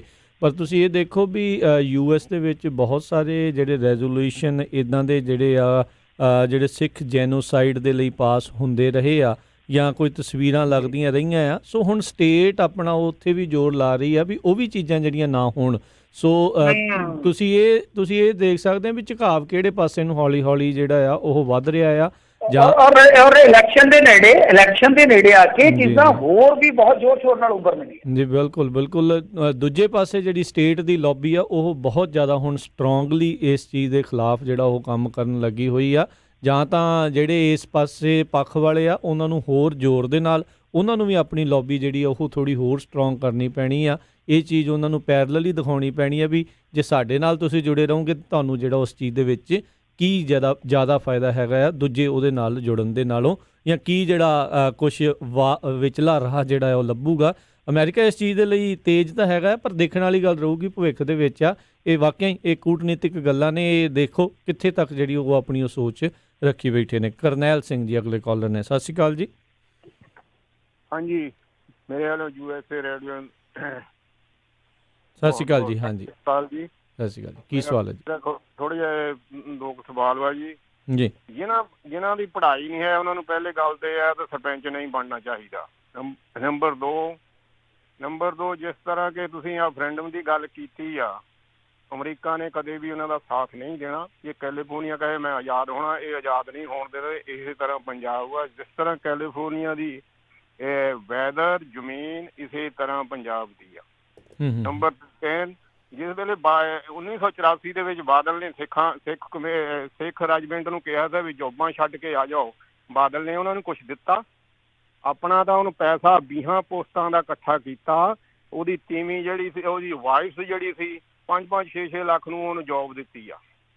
ਬਾਕੀ ਜਿਹੜਾ ਹੁਣ ਆਪਣੇ ਮਿੱਟੂ ਸਾਹਿਬ, ਮੈਂ ਇਹ ਕਹੂੰਗਾ ਵੀ ਜਿਹੜੀਆਂ ਆਉਣ ਵਾਲੀਆਂ ਵੋਟਾਂ ਆ, ਜਿਸ ਤਰ੍ਹਾਂ ਮਿੱਟੂ ਸਾਹਿਬ ਹੋਰ ਬੰਦੇ ਚੰਗੇ ਬੰਦੇ ਆ, ਇਹ ਆਪਣੀ ਪਾਰਟੀ ਬਣਾਉਣ। ਇਹ ਜਿੰਨੇ ਕੋਈ ਹੈਗੇ ਆ, ਇਹ ਚਾਹੇ ਆਮ ਪਾਰਟੀ ਆ, ਚਾਹੇ ਉਹ ਕਾਂਗਰਸ ਵਾ, ਚਾਹੇ ਉਹ ਆਪਣੇ ਬਾਦਲ ਵਾ, ਇਸ ਪਾਰਟੀ ਨੂੰ ਜਿਹੜਾ ਆ ਪਿੱਛੇ ਸਿੱਟਣ। ਤੇ ਜਿਹੜਾ ਪਾਰਟੀ ਇਹਨਾਂ ਨੂੰ ਛੱਡ ਕੇ ਜਾਂਦਾ, ਇੱਕ ਮਿੰਟ, ਜਿਹੜਾ ਪਾਰਟੀ ਇਹਨਾਂ ਨੂੰ ਆਪਣੇ ਅਕਾਲੀਆਂ ਨੂੰ ਛੱਡ ਕੇ ਜਾਂਦਾ, ਉਸ ਪਾਰਟੀ ਨੂੰ ਕਦੇ ਵੀ ਵੋਟਾਂ ਨਾ ਪਾਉਣ। ਜਿੰਨਾ ਚਿਰ ਉਹ ਮਿਨਿਸਟਰ ਰਹੇ ਆ ਉਹਨਾਂ ਚਿਰ ਉਹ ਖਾਂਦੇ ਰਹੇ ਆ, ਤਾਂ ਹੁਣ ਆਪਣੀ ਪਾਰਟੀ ਬਣਾਉਂਦੇ। ਓਕੇ, ਸਤਿ ਸ਼੍ਰੀ ਅਕਾਲ। ਸਤਿ ਸ਼੍ਰੀ ਅਕਾਲ ਜੀ। ਨਹੀਂ, ਇਹ ਤਾਂ ਤੁਹਾਡੇ ਵਿਊਜ਼ ਨੇ, ਚਲੋ ਅਸੀਂ ਕਦਰਦਾਨ ਆ ਇਹਨਾਂ ਵਿਊਜ਼ ਦੇ ਤੇ। ਪਰ ਇੱਕ ਗੱਲ ਤੁਸੀਂ ਵਧੀਆ ਕਹੀ ਕਿ ਕਿਸੇ ਦੇ ਆਖੇ ਲੱਗ ਕੇ ਜਜ਼ਬਾਤੀ ਹੋ ਕੇ ਵੇਗ ਦੇ ਵਿੱਚ ਬਹਿ ਕੇ ਕੋਈ ਫੈਸਲਾ ਨਾ ਲਓ। ਸਟੱਡੀ ਕਰੋ, ਪੂਰਾ ਆਪਣੇ ਆਪ ਨੂੰ ਪਿਆਰ ਕਰੋ। ਇਹ ਗੱਲ ਮੈਂ ਕਹੂੰਗਾ ਕਿ ਚਾਹੇ ਤੁਸੀਂ ਕੁਛ ਵੀ ਆ, ਚਾਹੇ ਤੁਸੀਂ ਸੈਂਟਰਲਿਸਟ ਵੀ ਬਣਨਾ ਨਾ ਅੱਜ ਦੇ ਦੌਰ ਦੇ ਵਿੱਚ, ਕਿ ਮੈਂ ਯਾਰ ਲਿਬਰਲ ਰਹਿਣਾ ਆ, ਮੈਂ ਕਿਸੇ ਪਾਸੇ ਝੁਕਾਵਾਦੀ ਨਹੀਂ ਹੋਣਾ, ਤਦ ਵੀ ਤੁਸੀਂ ਇੱਕ ਠੋਸ ਸਟੱਡੀ ਕਰੋ ਕਿ ਆ ਮੈਂ ਕਿਉਂ, ਕਿੱਥੇ ਮੈਂ ਰਹਿ ਸਕਦਾ, ਔਰ ਉਹ ਮੁਸ਼ਕਿਲਾਂ ਕਿੰਨੀਆਂ ਹੋਣਗੀਆਂ। ਅੱਜ ਕੱਲ੍ਹ ਨਿਊਟਰਲ ਰਹਿਣ ਵਾਲੇ ਨੂੰ ਵੀ ਬਹੁਤ ਦਿੱਕਤਾਂ ਆਉਂਦੀਆਂ। ਬਿਲਕੁਲ ਤੁਹਾਡੀ ਗੱਲ ਸਹੀ ਆ। ਉਹ ਧਰਮੀ ਫੌਜੀ ਅੱਜ ਵਿਚਾਰੇ ਰੋਂਦੇ ਪਏ ਆ, ਇਹ ਐਸ਼ਾ ਕਰਦੇ ਪਏ ਆ ਕਿ ਕੈਪਟਨ ਅਮਰਿੰਦਰ ਸਿੰਘ ਹੋਰੀ ਆਪ ਕਹਿੰਦੇ ਸੀਗੇ ਕਿ ਇੰਨੇ ਮੁੰਡੇ ਮੈਂ ਚੰਦਰ ਸ਼ੇਖਰ ਨੂੰ ਦਿੱਤੇ ਹਵਾਲੇ ਕੀਤੇ ਆ। ਉਹ ਮੁੰਡੇ ਕੌਣ ਸਨ? ਉਹ ਮੁੰਡੇ ਕਿੱਥੋਂ ਆਏ ਸੀਗੇ? ਇਹਦਾ ਮਤਲਬ ਹੈ ਕਿ ਮੁੰਡੇ ਪਹਿਲਾਂ ਟੱਚ ਸੀਗੇ ਇਹਨਾਂ ਦੇ। ਇਹਨਾਂ ਚੀਜ਼ਾਂ ਦਾ ਜਵਾਬ ਤੇ ਦੇਣ। ਯਾਨੀ ਇਹਦਾ ਮਤਲਬ ਹੈ ਕਿ ਮੁੰਡਿਆਂ ਨੂੰ ਉਧਰੋਂ ਵੀ ਵਰਤਿਆ ਗਿਆ ਤੇ ਫਿਰ ਇੱਧਰੋਂ ਵੀ ਵਰਤ ਲਿਆ ਗਿਆ। ਇਹ ਬੜੀ ਖਤਰਨਾਕ ਰਾਜਨੀਤੀ ਆ। ਦੁਸ਼ਮਣਾਂ ਨਾਲੋਂ ਤੇ ਤੁਹਾਡੇ ਆਪਣੇ ਜ਼ਿਆਦਾ ਖਤਰਨਾਕ ਹੋ ਨਿਬੜੇ, ਜੀ ਜਿਨ੍ਹਾਂ ਨੇ ਨੌਕਰੀਆਂ ਵੀ ਛਡਵਾ ਦਿੱਤੀਆਂ, ਜਿਨ੍ਹਾਂ ਨੇ ਘਰ ਵੀ ਛਡਵਾ ਦਿੱਤੇ ਮੁੰਡਿਆਂ ਦੇ, ਤੇ ਜਿਨ੍ਹਾਂ ਨੇ ਦੁਨੀਆ ਵੀ ਛਡਵਾ ਦਿੱਤੀਆਂ। ਜੀ ਜੀ ਅਗਲੇ ਕਾਲਰ ਨੇ ਬੂਟਾ ਸਿੰਘ ਜੀ, ਸਤਿ ਸ਼੍ਰੀ ਅਕਾਲ। ਹਾਂਜੀ, ਰਾਜਕਰਨ ਵੀਰ ਜੀ ਤੇ ਮੈਂਟੂ ਗੁਰਸਰੀਆ ਜੀ ਤੇ ਪੰਜਾਬੀ ਰੇਡੀਓ ਦੇ ਸਾਰੇ ਸੁਣਨ ਵਾਲੇ ਸਰੋਤਿਆਂ ਨੂੰ ਵਾਹਿਗੁਰੂ ਜੀ ਕਾ ਖਾਲਸਾ ਵਾਹਿਗੁਰੂ ਜੀ ਕੀ ਫਤਿਹ ਜੀ। ਵਾਹਿਗੁਰੂ ਜੀ ਕਾ ਖਾਲਸਾ ਵਾਹਿਗੁਰੂ ਜੀ ਕੀ ਫਤਿਹ। ਹਾਂਜੀ, ਗੱਲ ਇਹ ਆ ਵੀ ਸਿਆਣੇ ਆਉਂਦੇ ਹੁੰਦੇ ਨਾ, ਆਮ ਮਿੰਟੂ ਜੀ ਤੁਹਾਡੇ ਵਰਗੇ, ਰਾਜਕਰਨ ਵੀਰ ਜੀ ਵਰਗੇ, ਵੀ ਨਾਲੇ ਸੱਪ ਮਾਰ ਲਈਏ ਨਾਲੇ ਸੋਟਾ ਰੱਖ ਲਈਏ। ਆ ਜਿਹੜਾ ਮੱਤੇ ਵਾਲਾ ਜੰਗਲ ਦਾ ਤੇ ਬਠਿੰਡੇ ਥਰਮਲ ਪਲਾਂਟ ਦਾ ਤੇ ਪੰਚਾਇਤੀ ਜ਼ਮੀਨਾਂ ਦਾ ਯੱਬ ਪਈ ਜਾਂਦਾ, ਤੇ ਇਹ ਗੌਰਮੈਂਟ ਨੇ ਨਵਾਂ ਕਾਨੂੰਨ ਕੱਢਿਆ ਜਿਨ੍ਹਾਂ ਨੇ ਹਥਿਆਰ ਲੈਣੇ ਆ ਵੀ ਉਹਨਾਂ ਨੇ 10-10 ਦਰਖਤ ਲਾਓ ਤੇ ਜਿਨ੍ਹਾਂ ਨੇ ਨਿਊ ਕਰਾਉਣੇ ਉਹ 5-5 ਲਾਉਣ, ਤੇ A to Z ਸਾਰੇ ਹੀ ਚੁੰਬੜ ਜਾਣ ਦਵਾ ਉਹਨਾਂ ਜੰਗਲਾਂ ਵਾਲੀ ਥਾਂ ਤੇ ਥਰਮਲ ਪਲਾਂਟ ਵਾਲੀ ਥਾਂ ਤੇ ਪੰਚਾਇਤੀ ਜ਼ਮੀਨਾਂ 'ਚ ਤੇ ਸਾਰਾ ਕੁਝ ਬਾਜੂ, ਤੇ ਪੈਸੇ ਮੈਂ ਘੱਲ ਦੇਣਾ ਤੁਹਾਡੇ ਕੋਲੇ ਬੂਟੇ ਲੈਣ ਨੂੰ, ਤੇ ਸਾਰਿਆਂ ਨੂੰ ਕਹਿ ਲਾ ਦਿਓ ਤੇ ਨਾਲੇ ਸੱਪ ਮਾਰ ਜੂ ਨਾਲੇ ਸੋਟਾ ਤੇ ਨਾ ਗਾਵਾਂ ਤੇ ਜੀਆਂ ਕਰਨਗੇ। ਇਹ ਤਾਂ ਦੱਸੋ ਜੀ। ਥੈਂਕ ਯੂ ਜੀ। ਨਹੀਂ ਜੀ, ਲਾਇਸੈਂਸ ਤਾਂ ਉਹਨਾਂ ਨੂੰ ਹੀ ਦੇਣੇ ਆ ਇਹਨਾਂ ਨੇ ਜਿਹਨਾਂ ਨੂੰ ਦੇਣੇ ਆ। ਤੇ ਦੂਜੀ ਗੱਲ ਇਹ ਕਿ ਸਿਰਫ ਲਾ ਲਓ ਹੈ। ਹਾਂਜੀ ਹਾਂਜੀ, ਲਾਇਸੈਂਸ ਮਤਲਬ ਕਿ ਇੱਦਾਂ ਆ ਕਿ ਜਿਵੇਂ ਰਿਨਿਊ ਕਰਨ ਗਏ, ਮਤਲਬ ਮੈਂ ਰਿਨਿਊ ਕਰਨ ਗਿਆ, ਪਹਿਲਾਂ ਤਾਂ ਕਹਿਣਗੇ ਟੈਸਟ ਕਰਾ ਕੇ ਆ, ਫਿਰ ਕਹਿਣਗੇ ਇੰਨੇ ਬੂਟੇ ਲਾ ਕੇ ਆ, ਸ਼ਰਤ ਰੱਖ ਦਿੱਤੀ, ਕੰਡੀਸ਼ਨ ਰੱਖ ਦਿੱਤੀ। ਦੇਖੋ ਇਸ ਤਰ੍ਹਾਂ ਬੂਟੇ ਥੋੜੀ ਨਾ ਲੱਗਦੇ ਆ, ਬੂਟੇ ਲੱਗਦੇ ਭਾਵਨਾ ਨਾਲ। ਬੂਟਾ ਕੋਈ ਲਾ ਵੀ ਆਊਗਾ ਮਜਬੂਰੀ ਦਾ ਮਾਰਿਆ, ਸੈਲਫੀ ਖਿੱਚ ਕੇ ਤੁਹਾਨੂੰ ਵਿਖਾ ਵੀ ਦਊਗਾ, ਫਿਰ ਭਾਵੇਂ ਆਪ ਹੀ ਉਹ ਬੱਕਰੀਆਂ ਛੱਡ ਦੇਵੇ ਕਿ ਲਓ ਵੀ ਇੱਕ ਡੰਗ ਤੇ ਸਰੂਗਾ ਇਹਨਾਂ ਦਾ ਫਾਇਦਾ ਕੀ ਉਹਨਾਂ ਚੀਜ਼ਾਂ ਦਾ। ਇਹਨਾਂ ਨੇ ਆਪ ਮੈਨੀਫੈਸਟੋ ਦੇ ਵਿੱਚ ਵਾਅਦਾ ਕੀਤਾ ਸੀਗਾ, ਪੰਜਾਬ ਗਵਰਨਮੈਂਟ ਨੇ, ਕੈਪਟਨ ਅਮਰਿੰਦਰ ਸਿੰਘ ਜੀ ਨੇ, ਇਹਨਾਂ ਨੇ ਖੁਦ ਵਾਅਦਾ ਕੀਤਾ ਸੀ ਮੈਨੀਫੈਸਟੋ ਦੇ ਵਿੱਚ ਕਿ ਅਸੀਂ 2.5 ਕਿੱਲੇ ਦਾ ਜੰਗਲ ਹਰੇਕ ਪਿੰਡ ਦੇ ਵਿੱਚ ਲਾਵਾਂਗੇ। ਮੈਨੀਫੈਸਟੋ ਮੇਰੇ ਕੋਲ ਪਿਆ ਵਾ, ਮੈਨੀਫੈਸਟੋ ਦੇ ਵਿੱਚ ਨੁਕਤਾ ਸੀ, ਸਮਾਂ ਲੈਣ ਦਿਓ ਆਪਾਂ ਉਹ ਫੁੱਲਾਂਗੇ ਮੈਨੀਫੈਸਟੋ। ਇਹ ਕਹਿੰਦੇ ਆ ਨਾ ਕਿ ਅਸੀਂ 500 550 ਜਾਂ 469 ਵਾਅਦੇ ਪੂਰੇ ਵੀ ਕਰ ਦਿੱਤੇ, ਪੁੱਛਾਂਗੇ ਇਹਨਾਂ ਤੋਂ ਕਿਹੜੇ ਕਰ ਦਿੱਤੇ। ਤਾਂ ਉਹਦੇ 'ਚ ਇੱਕ ਇਹ ਨੁਕਤਾ ਸੀਗਾ ਕਿ ਕਿਸੇ ਵੀ ਪਿੰਡ ਦੇ ਵਿੱਚ ਦੱਸ ਦਿਓ ਕਿ 2.5 ਕਿੱਲੇ ਦਾ ਜੰਗਲ ਲੱਗਾ ਹੋਵੇ। ਹਾਂ, ਜੰਗਲ ਜ਼ਰੂਰ ਬਣਾਓ, ਈਕੋ ਜ਼ੋਨ ਜ਼ਰੂਰ ਬਣਾਉਣੇ ਚਾਹੀਦੇ ਆ ਪਿੰਡ ਦੇ ਵਿੱਚ, ਪਰ ਮੈਂ ਸਮਝਦਾ ਕਿ ਸਰਕਾਰਾਂ ਇਹ ਨਹੀਂ ਕਰਨਗੀਆਂ, ਇਹ ਸਾਨੂੰ ਆਪਣੇ ਪੱਧਰ ਤੇ ਕਰਨਾ ਚਾਹੀਦਾ। ਤੁਸੀਂ ਆਪਣੇ ਪਿੰਡਾਂ ਦੇ ਕੁਝ ਬੱਚਿਆਂ ਨੂੰ ਪ੍ਰੇਰੋ, 5-7 ਬੱਚੇ ਅੱਗੇ ਲੱਗ ਜਾਣ, ਉਹ ਬਹੁਤ ਵਧੀਆ ਗਰੁੱਪ ਬਣਾ ਲੈਣ। ਤੁਸੀਂ ਥੋੜਾ ਫਾਈਨੈਂਸ਼ੀਅਲੀ ਸਪੋਰਟ ਕਰਦੇ ਰਹੋ ਉਹਨਾਂ ਨੂੰ। ਪਿੰਡ ਦੇ ਕੁਝ 2 ਮੋਹਤਬਾਰ ਬੰਦੇ, ਕੋਈ 4 ਮੋਹਤਬਾਰ ਮੁਲਾਜ਼ਮ ਉਹਨਾਂ ਦੇ ਵਿੱਚ ਪਾ ਲਓ, ਤਾਂ ਮੇਰੇ ਖਿਆਲ ਦੇ ਨਾਲ ਇਹੀ ਬਿਹਤਰ ਹੱਲ ਆ। ਇਹਨਾਂ ਨੇ ਤੇ ਗੱਲਾਂ ਦਾ ਕੜਾਹ ਬਣਾਉਣਾ, ਜਿੰਨਾ ਮਰਜ਼ੀ ਸ਼ਕਾਈ ਚਲੋ, ਕੋਈ ਫਾਇਦਾ ਨਹੀਂ ਜੀ। ਅਗਲੇ ਕਾਲਰ ਨੇ ਨਿੰਦਰ, ਸਤਿ ਸ਼੍ਰੀ ਅਕਾਲ। ਹਾਂਜੀ, ਸਤਿ ਸ਼੍ਰੀ ਅਕਾਲ ਦੋਨੋਂ ਵੀਰਾਂ ਨੂੰ। ਸਤਿ ਸ਼੍ਰੀ ਅਕਾਲ ਜੀ। ਹਾਂਜੀ ਮਿੰਟੂ ਜੀ, ਮੇਰੇ ਨਾ 2 ਸਵਾਲ ਹੈ ਛੋਟੇ ਛੋਟੇ। ਇੱਕ ਤੇ ਨੈਸ਼ਨਲ ਇੰਡੀਆ ਦਾ ਨੈਸ਼ਨਲ ਮੀਡੀਆ ਬਾਰੇ ਹੈ ਤੇ ਇੱਕ ਰਾਹੁਲ ਗਾਂਧੀ ਬਾਰੇ ਆ। ਨੈਸ਼ਨਲ ਮੀਡੀਆ ਜਿਹੜੀਆਂ 3-4 ਬੀਬੀਆਂ ਆ ਜਾਂਦੀਆਂ ਰੋਜ਼ ਸ਼ਾਮੀ, ਜਦੋਂ ਅਮਰੀਕਾ 'ਚ 10 ਲੱਖ ਕੇਸ ਹੋਇਆ ਤਾਂ ਉਦੋਂ ਇੰਡੀਆ ਘੱਟ ਕੇਸ ਸੀਗੇ, ਤੇ ਉਹ ਇੱਦਾਂ ਸ਼ੋਅ ਕਰ ਰਹੀਆਂ ਸੀ ਕਿ ਮੋਦੀ ਦੀ ਰਣਨੀਤੀ ਕਰੋਨਾ ਵਾਲੇ ਬਹੁਤ ਜ਼ਬਰਦਸਤ ਆ ਤੇ ਅਮਰੀਕਾ ਦੇ ਟਰੰਪ ਨੇ ਵੀ ਹੱਥ ਖੜੇ ਕਰਤੇ ਹੋਏ ਆ। ਹੁਣ ਜਦੋਂ ਇੰਡੀਆ 'ਚ 15 ਲੱਖ ਕੇਸ ਹੋ ਗਿਆ ਹੋਇਆ ਤੇ ਹੁਣ ਕੋਈ ਗੱਲ ਹੀ, ਕੋਈ ਡਿਬੇਟ ਹੀ ਨਹੀਂ ਹੋ ਰਹੀ, ਕੁਛ ਵੀ ਨਹੀਂ ਹੋ ਰਿਹਾ। ਇੱਕ ਤਾਂ ਮੇਰਾ ਸਵਾਲ ਹੈ ਇਹਦੇ ਬਾਰੇ ਪੁੱਛਿਓ, ਦੱਸਿਓ ਕਿ ਇੰਡੀਆ ਦਾ ਮੀਡੀਆ ਏਦਾਂ ਕੀ ਕਿੱਥੇ ਲੈ ਕੇ ਜਾਊਗਾ ਲੋਕਾਂ ਨੂੰ। ਤੇ ਦੂਜਾ ਸਵਾਲ ਰਾਹੁਲ ਗਾਂਧੀ ਤੇ ਆ। ਰਾਹੁਲ ਗਾਂਧੀ ਨੂੰ ਮੈਂ 4-5 ਮਹੀਨੇ ਤੋਂ ਨਾ ਦੇਖ ਰਿਹਾ, ਮੈਂ ਉਹ ਜਿਹੜੇ ਵੀ ਸਵਾਲ ਸਰਕਾਰ ਨੂੰ ਦਾਗਦਾ ਪਿਆ ਜਾਂ ਕਰਦਾ ਪਿਆ ਆ, ਸਵਾਲ ਤੇ ਉਹਦੇ ਬਹੁਤ ਵਾਜਿਬ ਨੇ, ਤੇ ਮੀਡੀਆ ਉਹ ਸਵਾਲ ਤੇ ਸਗੋਂ ਮੀਡੀਆ ਦੇ ਹੋਣੇ ਚਾਹੀਦੇ ਸੀਗੇ, ਤੇ ਉਹਨੂੰ ਏਦਾਂ ਡੰਪ ਕਰ ਦਿੰਦੇ ਉਹ ਸਵਾਲਾਂ ਨੂੰ ਕਿ ਇੱਕ ਹਾਸਾ ਮਖੌਲ ਹੋ ਜਾਂਦਾ ਡਿਬੇਟ ਦੇ ਵਿੱਚ, ਉਹਨੂੰ ਪੱਪੂ ਕਹਿ ਕੇ ਐਂਡ ਦੇ ਡਿਬੇਟ ਕਲੋਜ਼ ਹੋ ਜਾਂਦੀ ਆ। ਬੜਾ ਦੱਸਿਓ ਭਾਈ, ਸੁਣ ਲਿਓ ਜੀ। ਨਹੀਂ ਸਰ, ਆਪਾਂ ਕਿਸੇ ਨੂੰ ਇਸ ਤਰ੍ਹਾਂ ਨਹੀਂ ਕਹਾਂਗੇ, ਸਾਰੇ ਮਾਨਯੋਗ ਹੈ। ਮੇਰੇ ਤੋਂ ਤਾਂ ਕਈ ਵਾਰ ਜੇ ਸ਼ਬਦ ਤਲਖੀ ਚ ਕਿਉਂਕਿ ਮੈਂ ਜਜ਼ਬਾਤੀ ਬੰਦਾ, ਮੇਰਾ ਨੇਚਰ, ਮੇਰਾ ਸੁਭਾਅ ਇਸ ਤਰ੍ਹਾਂ ਦਾ, ਤੇ ਕਈ ਵਾਰ ਨਿਕਲ ਜਾਂਦਾ ਮਾਈਕ ਤੇ ਮੈਂ ਉਹਦੀ ਮਾਫੀ ਮੰਗ ਲੈਂਦਾ, ਮੈਂ ਕਿ ਮਾਫ ਕਰਨਾ, ਮੇਰੇ ਕੋਲ ਕੋਈ ਕਰੜਾ ਸ਼ਬਦ ਬੋਲਿਆ ਗਿਆ। ਆਪਣੇ ਲਈ ਦੇਖੋ ਸਾਰੇ ਸਨਮਾਨਯੋਗ ਆ। ਹਾਂ ਠੀਕ ਹੈ, ਨੀਤੀਆਂ ਦੀ ਆਲੋਚਨਾ ਕਰਨਾ ਉਹ ਸਾਡਾ ਜਿੱਦਾਂ ਕਹਿ ਲਈਏ ਕਿ ਪਰਮ ਕਰਤੱਵ ਆ। ਜੇ ਅਸੀਂ ਇੱਥੇ ਬੈਠੇ ਹਾਂ, ਤੁਹਾਡੇ ਵਿੱਚ ਬੈਠੇ ਹਾਂ, ਤਾਂ ਨੀਤੀਆਂ ਦੀ ਪੜਚੋਲ ਆਲੋਚਨਾ ਜਿੰਨੀ ਕੋਈ ਪੁੱਛ ਬੁੱਧੀ ਆ ਉਹਦੇ ਹਿਸਾਬ ਕਿਤਾਬ ਨਾਲ ਕਿਸੇ ਦੀ ਨਿੰਦਿਆ ਨਹੀਂ। ਸਰ ਦੇਖੋ, ਚਾਹੇ ਮੋਦੀ ਸਾਹਿਬ ਹੈ ਚਾਹੇ ਰਾਹੁਲ ਆ, ਕਿਸੇ ਦੀ ਵੀ ਨਿੰਦਿਆ ਨਹੀਂ। ਨਿੰਦਿਆ ਹੋਰ ਚੀਜ਼ ਹੁੰਦੀ ਹੈ, ਆਲੋਚਨਾ ਹੋਰ ਚੀਜ਼ ਹੁੰਦੀ ਹੈ। ਗੱਲ ਇਹ ਆ ਕਿ ਦੇਖੋ ਰਾਹੁਲ ਗਾਂਧੀ ਬਿਲਕੁਲ ਸਵਾਲ ਜਾਇਜ਼ ਚੁੱਕ ਰਿਹਾ। ਮੈਂ ਦੇਖੀਆਂ ਵੀਡੀਓ, ਮੈਨੂੰ ਅੰਗਰੇਜ਼ੀ ਦੀ ਸਮਝ ਨਹੀਂ ਆਉਂਦੀ ਸਰਦਾਰ ਜੀ, ਪਰ ਮੈਂ ਜਿੰਨਾ ਕੁ ਸਮਝਿਆ ਵਾਕਿਆ ਬੜੀ ਸਟੱਡੀ, ਬਹੁਤ ਜ਼ਿਆਦਾ ਨਿਹਾਇਤ ਹੀ ਸਟੱਡੀ ਕਰਕੇ ਉਹ ਵੱਡੇ ਵੱਡੇ ਲੀਡਰਾਂ ਨਾਲ ਜਿਵੇਂ ਇੰਟਰਵਿਊ ਕਰਦੇ ਪੱਤਰਕਾਰ, ਕਿਆ ਬਾਤ ਹੈ, ਉਹ ਬਹੁਤ ਵੈਲਿਡ ਸਵਾਲ ਨੇ। ਪਰ ਚੱਕਰ ਇਹ ਆ ਕਿ ਗੱਲ ਜਿੱਦਾਂ ਮੈਂ ਤੁਹਾਨੂੰ ਦੱਸਾਂ ਕਿ ਠੀਕ ਆ, ਸਵਾਲ ਤੁਸੀਂ ਕਰ ਰਹੇ ਹੋ। ਵੈਸੇ ਮੈਂ ਤੁਹਾਨੂੰ ਇੱਕ ਸਲਾਹ ਦੇਵਾਂਗਾ ਕਿ ਜੇ ਅੱਜ ਦੇ ਦਿਨਾਂ ਦੇ ਵਿੱਚ ਇਹ ਸ਼ਾਂਤ ਰਹਿਣਾ ਹੈ ਤਾਂ ਰੇਡੀਓ ਸੁਣੋ, ਨਜ਼ਾਰੇ ਲਵੋ। ਅੱਛਾ ਮੀਡੀਆ ਤੁਹਾਡੇ ਕੋਲ ਹੈ, ਤੁਸੀਂ ਤੇ ਕਰਮਾ ਵਾਲੇ ਹੋ, ਉਹ ਤੁਹਾਡੇ ਕੋਲ ਬਹੁਤ ਵਧੀਆ ਮੀਡੀਆ। ਇੰਡੀਆ ਦਾ ਮੀਡੀਆ ਤੇ ਸੋਸ਼ਲ ਮੀਡੀਆ ਇਹਨਾਂ ਦਾ ਥੋੜਾ ਜਿਹਾ ਖਿਆਲ ਘੱਟ ਕਰਨਾ ਛੱਡ ਦਿਓ, ਅੱਛੀ ਨੀਂਦ ਆਏਗੀ, ਅੱਛੀ ਨੀਂਦ ਆਏਗੀ। ਦੂਜੀ ਚੀਜ਼ ਜਿੱਦਾਂ ਮੈਂ ਕਿਹਾ ਕਿ ਰਾਹੁਲ ਗਾਂਧੀ ਠੀਕ ਕਰ ਰਿਹਾ, ਉਹਦਾ ਸੰਵਾਦ ਠੀਕ ਆ, ਪਰ ਜਿੱਦਾਂ ਹੁਣ ਇੱਕ ਭੂਮਿਕਾ ਵਿਰੋਧੀ ਧਿਰ ਦੀ, ਉਸ ਭੂਮਿਕਾ ਨੂੰ ਨਿਭਾਉਣ ਦੇ ਵਿੱਚ ਉਹਨਾਂ ਦੀ ਪਾਰਟੀ, ਉਹ ਖੁਦ, ਉਹਨਾਂ ਦੇ ਜਿਹੜੇ ਸਾਥੀ ਹੈ ਓਪੋਜੀਸ਼ਨ ਦੇ, ਉਹ ਸਾਰੇ ਫੇਲ। ਈਵਨ ਦੋ ਕਿ ਲੈਫਟਿਸਟ ਵੀ ਜੇ ਕਿਤੇ ਥੋੜੇ ਬਹੁਤੇ ਪਾਵਰਫੁਲ ਹੁੰਦੇ, ਖਿੰਡੇ ਨਾ ਹੁੰਦੇ, ਤਾਂ ਮੇਰੇ ਖਿਆਲ ਦੇ ਨਾਲ ਮਾੜਾ ਮੋਟਾ ਜੋ ਹੁਕਮਰਾਨ ਤੇ ਰਿਹਾ ਇਹਨਾਂ ਤੇ ਦਬਾਅ ਰਹਿੰਦਾ, ਤਾਂ ਉਹ ਵੀ ਖਿੰਡ ਗਏ, ਖਤਮ ਹੋ ਗਏ।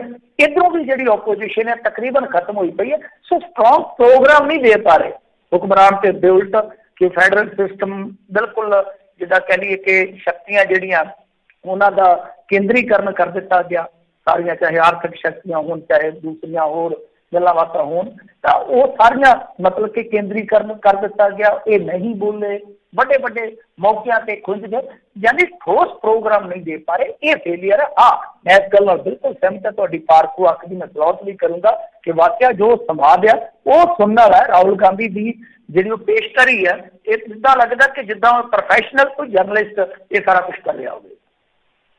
ਜੀ, ਅਗਲੇ ਕਾਲਰ ਨੇ ਜਸਬੀਰ ਜੀ। ਸਤਿ ਸ਼੍ਰੀ ਅਕਾਲ। ਸਤਿ ਸ਼੍ਰੀ ਅਕਾਲ ਭਾਈ। ਸਤਿ ਸ਼੍ਰੀ ਅਕਾਲ ਮਿੰਟੂ ਜੀ। ਮੇਰੇ ਦੋ ਕੁਐਸਚਨ ਆ। ਇੱਕ ਤਾਂ ਜਿਹੜਾ ਚਾਈਨਾ ਤੇ ਇੰਡੀਆ ਦਾ ਸੀਗਾ ਵਿਵਾਦ, ਉਹਦਾ ਕੀ ਬਣਿਆ? ਤੇ ਦੂਜਾ, ਇੱਕ ਮੈਂ ਕੱਲ ਇੱਕ ਵੀਡੀਓ ਦੇਖਦਾ ਆਪਣੇ ਫੇਸਬੁੱਕ ਤੇ, ਭਾਵੇਂ ਸੱਚੀ ਝੂਠੀ, ਉਹ ਜਿਹੜਾ ਡੇਰਿਆਂ ਨੇ ਗੁਰਦੁਆਰੇ ਤੇ ਹਮਲਾ ਕੀਤਾ ਉੱਥੇ ਪਟਿਆਲੇ ਲਾਗੇ ਤੇ, ਉਹਨਾਂ ਦਾ ਕੀ ਬਣਿਆ? ਜੀ ਨਹੀਂ ਸਰ ਉਹ ਪੁਰਾਣੀਆਂ ਵੀਡੀਓਜ਼ ਨੇ, ਉਹ ਪੁਰਾਣੀਆਂ ਵੀਡੀਓਜ਼ ਆ, ਲੋਕ ਕੱਢ ਕੇ ਦੇ ਆਉਂਦੇ ਆ। ਉਹ ਪੁਰਾਣੀ ਵੀਡੀਓ ਖਾਸੀ ਪੁਰਾਣੀ ਆ, ਮੇਰੇ ਖਿਆਲ ਦੇ ਨਾਲ ਜਿੱਥੋਂ ਤੱਕ ਮੈਨੂੰ ਚੇਤਾ 16 ਸਾਲਾਂ ਦੀ ਆ, 2016-17 ਦੀ ਆ। ਲੜਾਈ ਉਦੋਂ ਹੋਈ ਸੀਗੀ ਤੇ ਉਹ ਜ਼ਮੀਨ ਦਾ ਰੌਲਾ ਹੈ। ਉੱਥੇ ਪਟਿਆਲੇ ਜ਼ਿਲ੍ਹੇ ਦੇ ਵਿੱਚ ਕੋਈ ਪਿੰਡ ਆ, ਦੱਸਦੇ ਆ, ਇਹ ਤਥਾ ਕਥਿਤ ਕਹਾਣੀ ਹੈ, ਸੋਸ਼ਲ ਮੀਡੀਆ ਤੇ ਮੈਂ ਦੇਖੀ ਹੈ ਤੇ ਉਹ ਦੱਸਦੇ ਆ।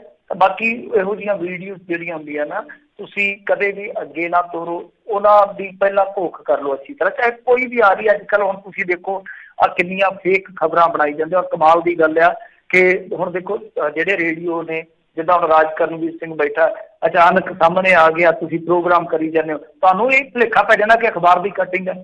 ਤਾਂ ਬਹੁਤ ਸਾਰਾ ਜਿਹੜਾ ਸਾਡਾ ਕੈਨੇਡਾ ਦਾ ਮੀਡੀਆ, ਅਮਰੀਕਾ ਦਾ ਮੀਡੀਆ, ਉਹ ਵੀ ਗੱਚਾ ਖਾ ਰਿਹਾ ਇਹਨਾਂ ਚੀਜ਼ਾਂ ਤੇ।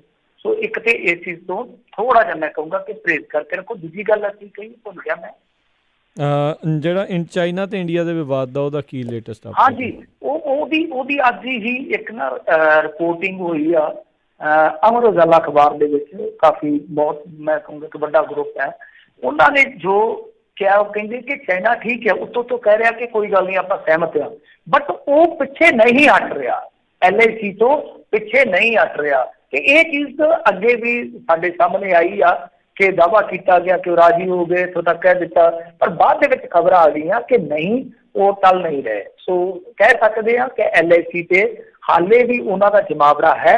ਇੰਡੀਆ ਫੌਜ ਜਿਹੜੀ ਆ ਉਹ ਵੀ ਜਮਾਵੜੇ ਦੇ ਰੂਪ 'ਚ ਉੱਥੇ ਹੈ ਹੋਏਗੀ, ਇਹਨਾਂ ਨਹੀਂ ਪਤਾ ਕਿੰਨੀ ਹੋਏਗੀ, ਪਰ ਚਾਈਨਾ ਡੈਫੀਨੇਟਲੀ ਉਹ ਜਿੱਦਾਂ ਕਰਦਾ ਹੀ ਹੁੰਦਾ, ਤੁਹਾਨੂੰ ਪਤਾ ਹੀ ਹੈ ਕਿ 10 ਪੈਰ ਅੱਗੇ ਆ ਗਿਆ ਤੇ ਜੇ 2 ਪੈਰ ਪਿੱਛੇ ਵੀ ਹਟਣਾ ਪਿਆ ਤੇ 8 ਦਾ ਫਾਇਦਾ ਹੋ ਗਿਆ।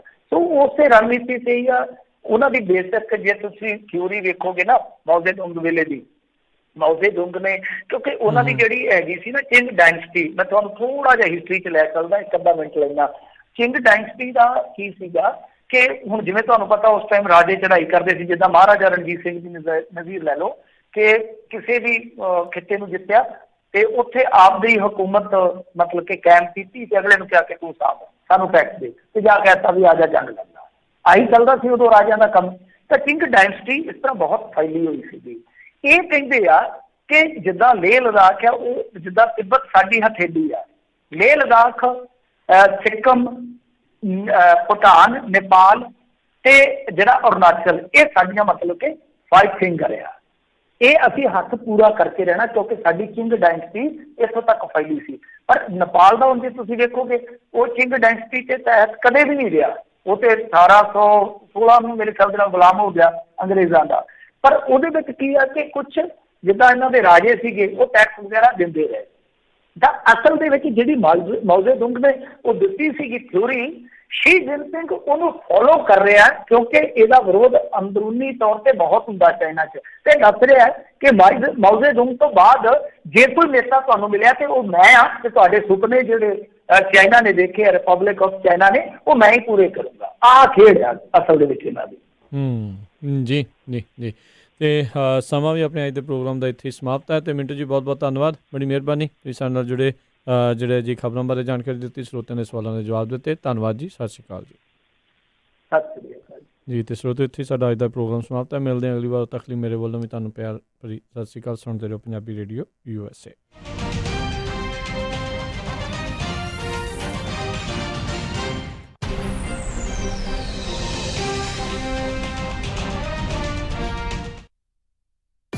ਤੁਸੀਂ ਸੁਣ ਰਹੇ ਹੋ KOBO Yuba City 1450 AM, KIID Sacramento 1470 AM, KWRU Fresno 1300 AM, KLHC Bakersfield 1350 AM। ਸੱਚੀ ਮੈਨੂੰ ਤਾਂ ਬਹੁਤ ਫਿਕਰ ਲੱਗੀ ਹੋਈ ਆ। ਪਹਿਲਾਂ ਘਰ ਮਸਾ ਪਸੰਦ ਆਇਆ ਤੇ ਹੁਣ ਮੈਟਰਸ ਤੇ ਫਰਨੀਚਰ ਲੈਣ ਵਾਸਤੇ ਪਤਾ ਨਹੀਂ ਕਿਹੜੇ ਸਟੋਰ 'ਚ ਜਾਣਾ ਪੈਣਾ। ਉਹ ਤੂੰ ਫਿਕਰ ਕਾਹਤੋਂ ਕਰਦੀ ਆ? ਆਪਾਂ ਚੱਲਦੇ ਆ ਮੈਟਰਸ ਐਂਡ ਫਰਨੀਚਰ ਐਕਸਪ੍ਰੈਸ ਵਾਲਿਆਂ ਦੇ, ਸਭ ਕੁਝ ਉੱਥੋਂ ਹੀ ਮਿਲ ਜਾਣਾ।